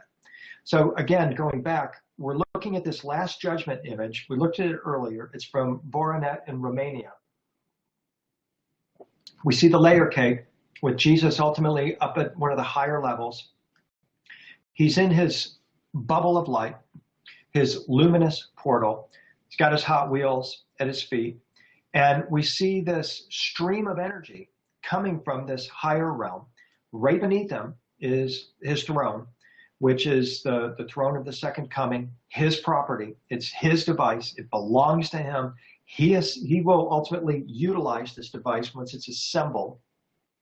And as I mentioned earlier, it will be assembled by a group called the Rainmakers. I've documented these figures throughout history over the course of a couple of millennia. And I finally gained insight into why they're called the Rainmakers. And it's a bit of a pun. They're called the Rainmakers because when Christ manifests at the time of the second coming, he rides upon a cloud. That's another Silicon Valley term these days, right? The cloud is where we park all our information, and the cloud is where we're putting all our consciousness right now. And maybe the cloud is going to be some kind of a great unifier, technologically speaking, in human consciousness. But in terms of imagery such as this, the cloud is the vehicle, the luminous vehicle upon which the Starchild rides. And of course, clouds bring rain, a rain of cosmic vibration. So those who assemble the throne are called the Rainmakers because they assemble this device in anticipation of the Starchild riding upon the cloud. And as we saw a moment ago, coming from that cloud is this luminous stream of energy. You see this over and over again in Second Coming or Last Judgment art, as it's also called. In the middle of the image, we see our seraphim angels. We see the Starchild enthroned with this stream of energy going right through his device, his throne, then manifesting on the earth plane. The interesting thing about this is that, let's go back to that image just for a second. Look at this stream of energy coming from the throne. And now compare it with a coronal mass ejection coming from the sun. What if that throne is the sun? And what if this Last Judgment art is suggesting that at the time of the second coming of the Starchild, there will be an impulse of energy coming from the sun, not just the S-O-N, as in the Son Jesus, but from the S-U-N. The Bible, the book of Revelation, and Joel makes several references to the sun going into an active phase in the quote-unquote end times, the time of the second coming. The sun shall be turned into darkness and the moon into blood before the great and terrible day of the Lord come. This verse is also repeated by Peter in Acts 2, verse 20. So what if we want to really look to the sun as an indicator of the timing of this disclosure, of this arrival of the Starchild? What if the opening in heaven is an opening in the sun?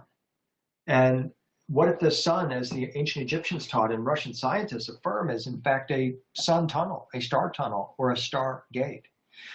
Many will probably know that in 2008, NASA scientists discovered that a strange portal does connect Earth and Sun. Like giant cosmic chutes or serpent ropes between Earth and the Sun, magnetic portals open every 8 minutes or so to connect our planet with our host star.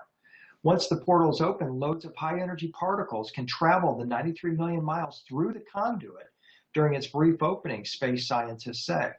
So here's the NASA illustration of this serpentine rope or conduit connecting the Earth, and you see this spread of cosmic particles manifesting in the aurora borealis. What if that is what they are portraying in this ancient art? In 2011, Russian scientists proposed that wormholes might exist between distant stars, that instead of being empty tunnels, these stargates or wormholes would contain a fluid that would flow back and forth between the two stars. So what we're inching up on here is a realization that the river of life flowing from the throne of God may not have to come clear across the galaxy or from some other universe. It might do that, but it could actually flow through our sun, and that we really need to the sun as an indicator of this time of disclosure, as well as the time of the second coming and the emergence of this impulse of energy. Here's a German depiction of the men in white, our Essenes or watchers carrying the Ark of the Covenant to Jerusalem. Above them is Jesus and other luminous beings who are clearly being connected to the Ark of the Covenant in this painting as a conduit? What if the Ark of the Covenant as a device is in fact some kind of a device that channels this cosmic conduit from the sun? That's the question I want to address here briefly as I describe for you the fully functioning Ark of the Covenant and how it will be utilized in our time if, in fact, Jesus, the Messiah, or the Mahdi were to manifest during our time. In the mystical book, the Zohar, the Ark manifests a pillar or beam of light that serves as a conduit for the ascent of the souls of the righteous to paradise.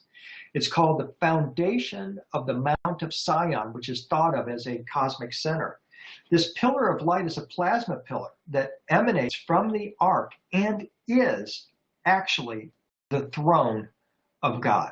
This is how the Starchild would actually be descending. Remember, we kept seeing this pillar of light descending in those nativity scenes? Now what we can fill in is the realization that waiting there was a receptacle, was the Ark of the Covenant that in fact manifested that pillar of light or drew it down into the earth plane. In Jewish mysticism, the term Zadok or righteous is given to this cosmic pillar that comes from the Ark, as well as the ones who scale it to heaven or perhaps from.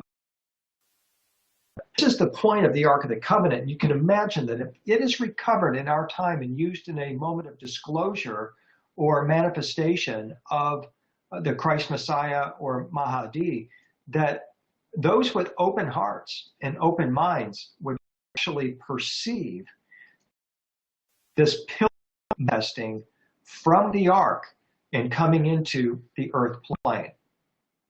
That is what these artists are conveying for us right here, is the fully operational Ark of the Covenant in use, producing this beam. And again, what we've got to fill in is the realization that this luminous pillar of light is a portal through which the righteous, meaning fully realized, especially self-realized humans, could pass into the celestial realms, and beings can come down from the celestial realms. It's the missing piece that is not seen in the nativity scenes, but I believe was there. This pillar is an incandescent, multicolored pillar at the center of Eden, upon which souls are capable of ascending through an opening in heaven. It's a conduit. It's also an accumulator of souls. Souls congregate around this vibration and use it for ascension. Here's how Hieronymus Bosch portrayed it in his famous painting of St. Jerome praying. He shows it over here as this glassy cylinder or pillar filled with stars through which a perfected being, a fully realized human, ascends. Sort of like beaming. Only Hieronymus Bosch had this idea in 1600 AD. Gene Roddenberry didn't have it until, what, 1958, 1960? So it seems like this idea of beaming via a pillar of light has been in the human imagination for millennia. And that is what I believe is portrayed in these Russian Last Judgment images, that the fully assembled Ark of the Covenant is a device that belongs to Jesus. And it's a beaming device. It's a device that he uses to ascend from the earth, but also to descend from the cosmic realms.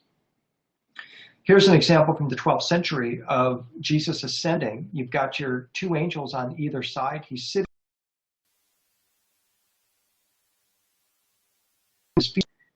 He is ascending on the fully operational ark that opens the pillar, which is seen behind him. Those concentric rings symbolize the pillar or conduit of righteousness opened by the Ark of the Covenant. And now he is ascending through that pillar. Look at this depiction here from 8th century in England. Jesus is sitting on his throne, the same one that's going to be recovered by the Mahdi or the Rainmakers. Feet on the footstool, angels on either side. Those are the seraphim who guard or watch the Ark of the Covenant. He's ascending through these concentric rings filled with stars. That's the pillar manifested by the Ark of the Covenant. He is ascending on the pillar of righteousness, or is he descending? I mean, just imagine what we're describing here is the appearance of this figure on this device, but it won't look like this. This is kind of the portrayal of the Ark of the Covenant made by those who really don't know what it is. They don't assemble it. They don't open the box and look in, as we have been doing. But in closing here, what I want to leave you with is that in order to participate in this event, whether you're Jewish, Christian, or Muslim, it's going to require a transformation of our consciousness. Because as the Israelite teaching tells us, and also the esoteric Christian teaching, you got to be a high priest in order to interact with the Ark of the Covenant. By definition, the Israelite high priest is one who wears the breastplate of righteousness, this multicolored stone set of jewelry, set of stones that you see here in this painting by James Tissot. It's the breastplate that symbolizes the high priest. It's called the Essene. And in fact, the Essenes are named after the Essene. The Essene means to be complete, finished, whole, or perfect. And it has the additional meaning of lights and perfections. This is what Jesus is seen wearing as the mystical high priest of the order of Melchizedek, or Michael Zadok, the priest king, of which he was a priest. In this painting by William Holman Hunt that is in St. Paul's Cathedral in London, we see Jesus wearing the helmet of salvation, the halo of vibration, the breastplate of righteousness, the robe of salvation, or the miracle garment, and he's holding a lantern symbolizing light. Now, the thing about it is that the Essene texts tell us that not just one high priest wore these garments. Multiple Essenes wore these simultaneously. That tells me that there's more than one breastplate of righteousness, helmet of salvation, robe of light. What it further tells me is that these probably weren't actual physical objects that these people were wearing. They are symbols of advanced consciousness that they possessed that enabled them to assemble the Ark of the Covenant and manifest the pillar of light. And if anybody, Jewish, Christian, or Muslim, wants to bring the Ark of the Covenant into our world and have this moment of disclosure and fulfill these end time prophecies, I believe they're going to have to do the same.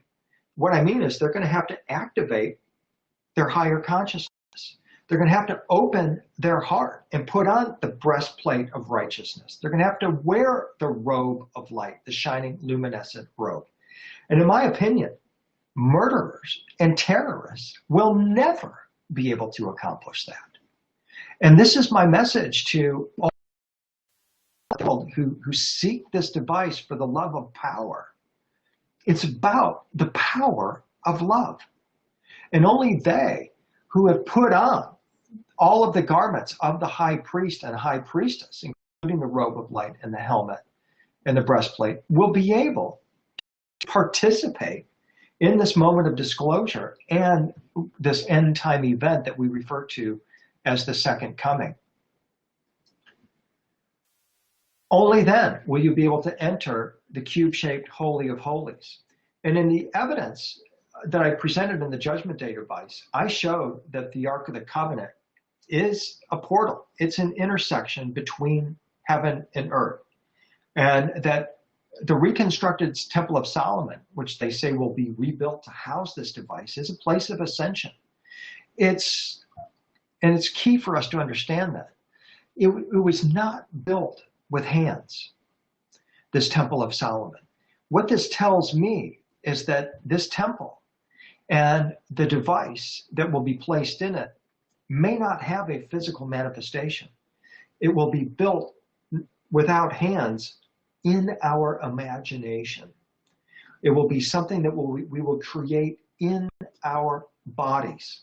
We will choose to activate our higher consciousness.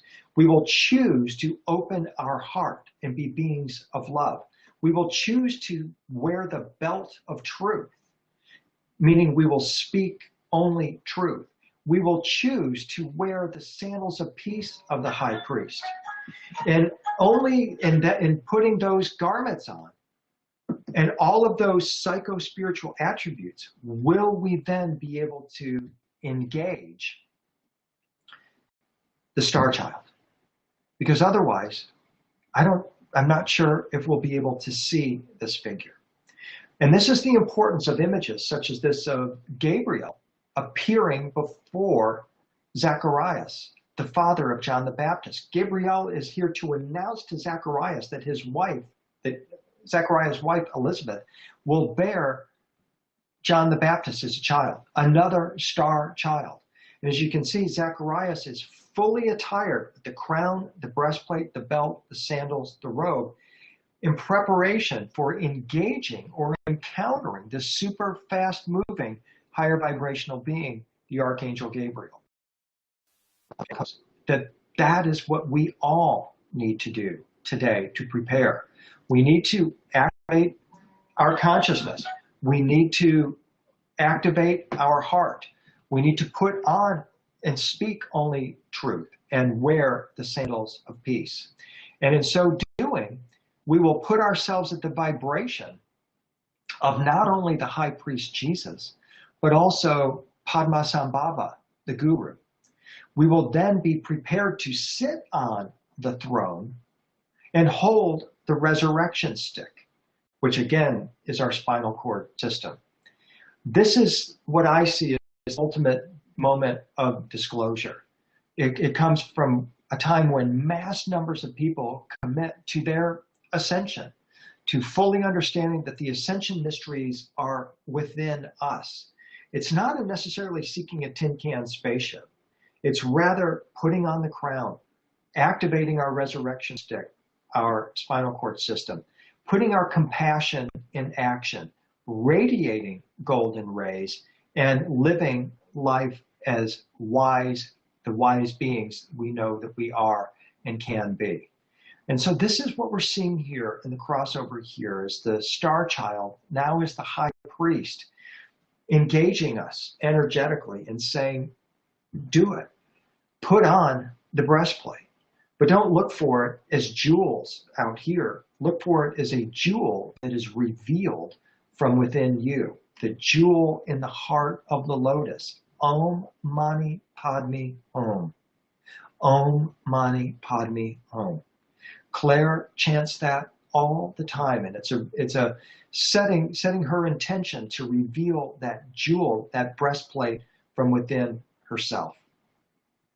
And so here's, as I leave you with the correspondence between the high priest Jesus and Padmasambhava, I'm asking you to make that choice on a daily basis, to maybe make a screenshot of this image, to visualize yourself putting on that crown every day, putting on that breastplate, putting on the belt of truth and the sandals of peace. You know, this comes from the Apostle Paul, who clearly told us that in the book of Ephesians, in his letter to the Ephesians, that there is a cosmic force out here, that there is a cosmic battle going on, and humans are caught in that battle. And the only way to protect ourselves is to put on the crown of salvation, the breastplate of righteousness, the belt of truth, the sandals of peace, and to hold the sword of truth and the shield of faith. In my opinion, the shield of faith that he's talking about is the rainbow body of light. For as Carlos Castaneda said, who also talked about our shining luminous body as a shining coat, and also talked about a predator that seeks to keep us from manifesting our rainbow body, that all we need to do is to lift the rainbow body to the level of our toes.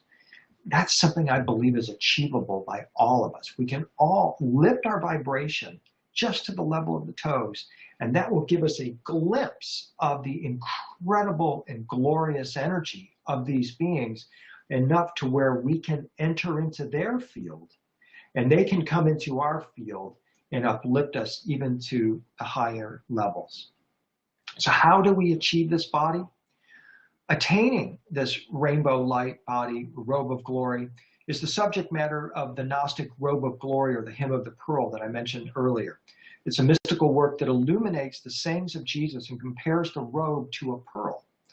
The formation of a pearl begins when a foreign substance slips into an oyster between its mantle organ and its shell, which irritates the mantle. The mantle covers the irritant with layer upon layer of material called nacre. And like the pearl, the robe or mantle of light is formed by layer upon layer of acts of love. Compassion in action is the way the Tibetans express it with the term Vajra, the lightning bolt. If we have compassion in action, we have the power of lightning. We have the power of these plasma, lightning-like beings to transform ourselves as well as to transform our world. It's the ultimate weapon. The more acts of love, the more layers to your robe of light.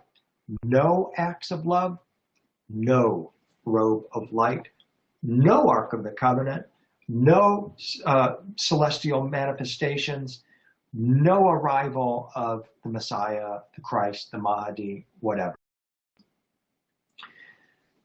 In conclusion, I often like to cite Jesus' statement on perfection. He says, I tell you, for a rich man to enter the kingdom of heaven, a camel to go through the eye of a needle than for a rich man to enter the kingdom of God. I believe that what the Starchild is talking about here is the attainment of the rainbow body and the opening of the ultimate eye of the needle, the portal, the Stargate, and the recognition that in order to do so, we have got to shift our vibration. As in Salvador Dali's incredible painting here, this manifests the rainbow, a plasma-like body, a rainbow-like body that's luminous. He's nearly fully here in our dimension, nor is he fully in the other dimension. He's phasing in between, and that's the place where we all find ourselves now, phasing in between the earthly and the heavenly. And what had happened in this story is that a rich man had asked Jesus, hey, what is required for eternal life? And Jesus replied, follow the commandments. Love with all your heart, with all your soul, and with all your mind. This is the first and greatest commandment. And the second is like unto it. Love your neighbor as yourself. All the law and the prophets hang on these two commandments. The rich man told Jesus he had always kept the commandments and wanted to know what else was required. And Jesus told him, if thou wilt be perfect, and here's the punchline, meaning whole, holy, complete, go and sell what you've got, give it to the poor, and you'll have treasure in heaven, and then come and follow me, the Starchild, through the eye of the needle. That's the ultimate victory that was attained in that moment on Easter morning that we began our conversation with several hours ago. The morning of resurrection, when he attained victory as a human being, showing us the way to ascend into the heavenly realms. I hope you have enjoyed our presentation today. It's been my absolute honor and pleasure to spend this time with you. I will very much look forward to joining you, hopefully on future Portal to Ascension events. I want to thank Neil Gower, everyone at Portal to Ascension for making this event happen, making it possible. God bless you all, and take love in your heart everywhere you go. You're making a difference in our world, and God bless you for it. I look forward to seeing you again soon. Bye-bye.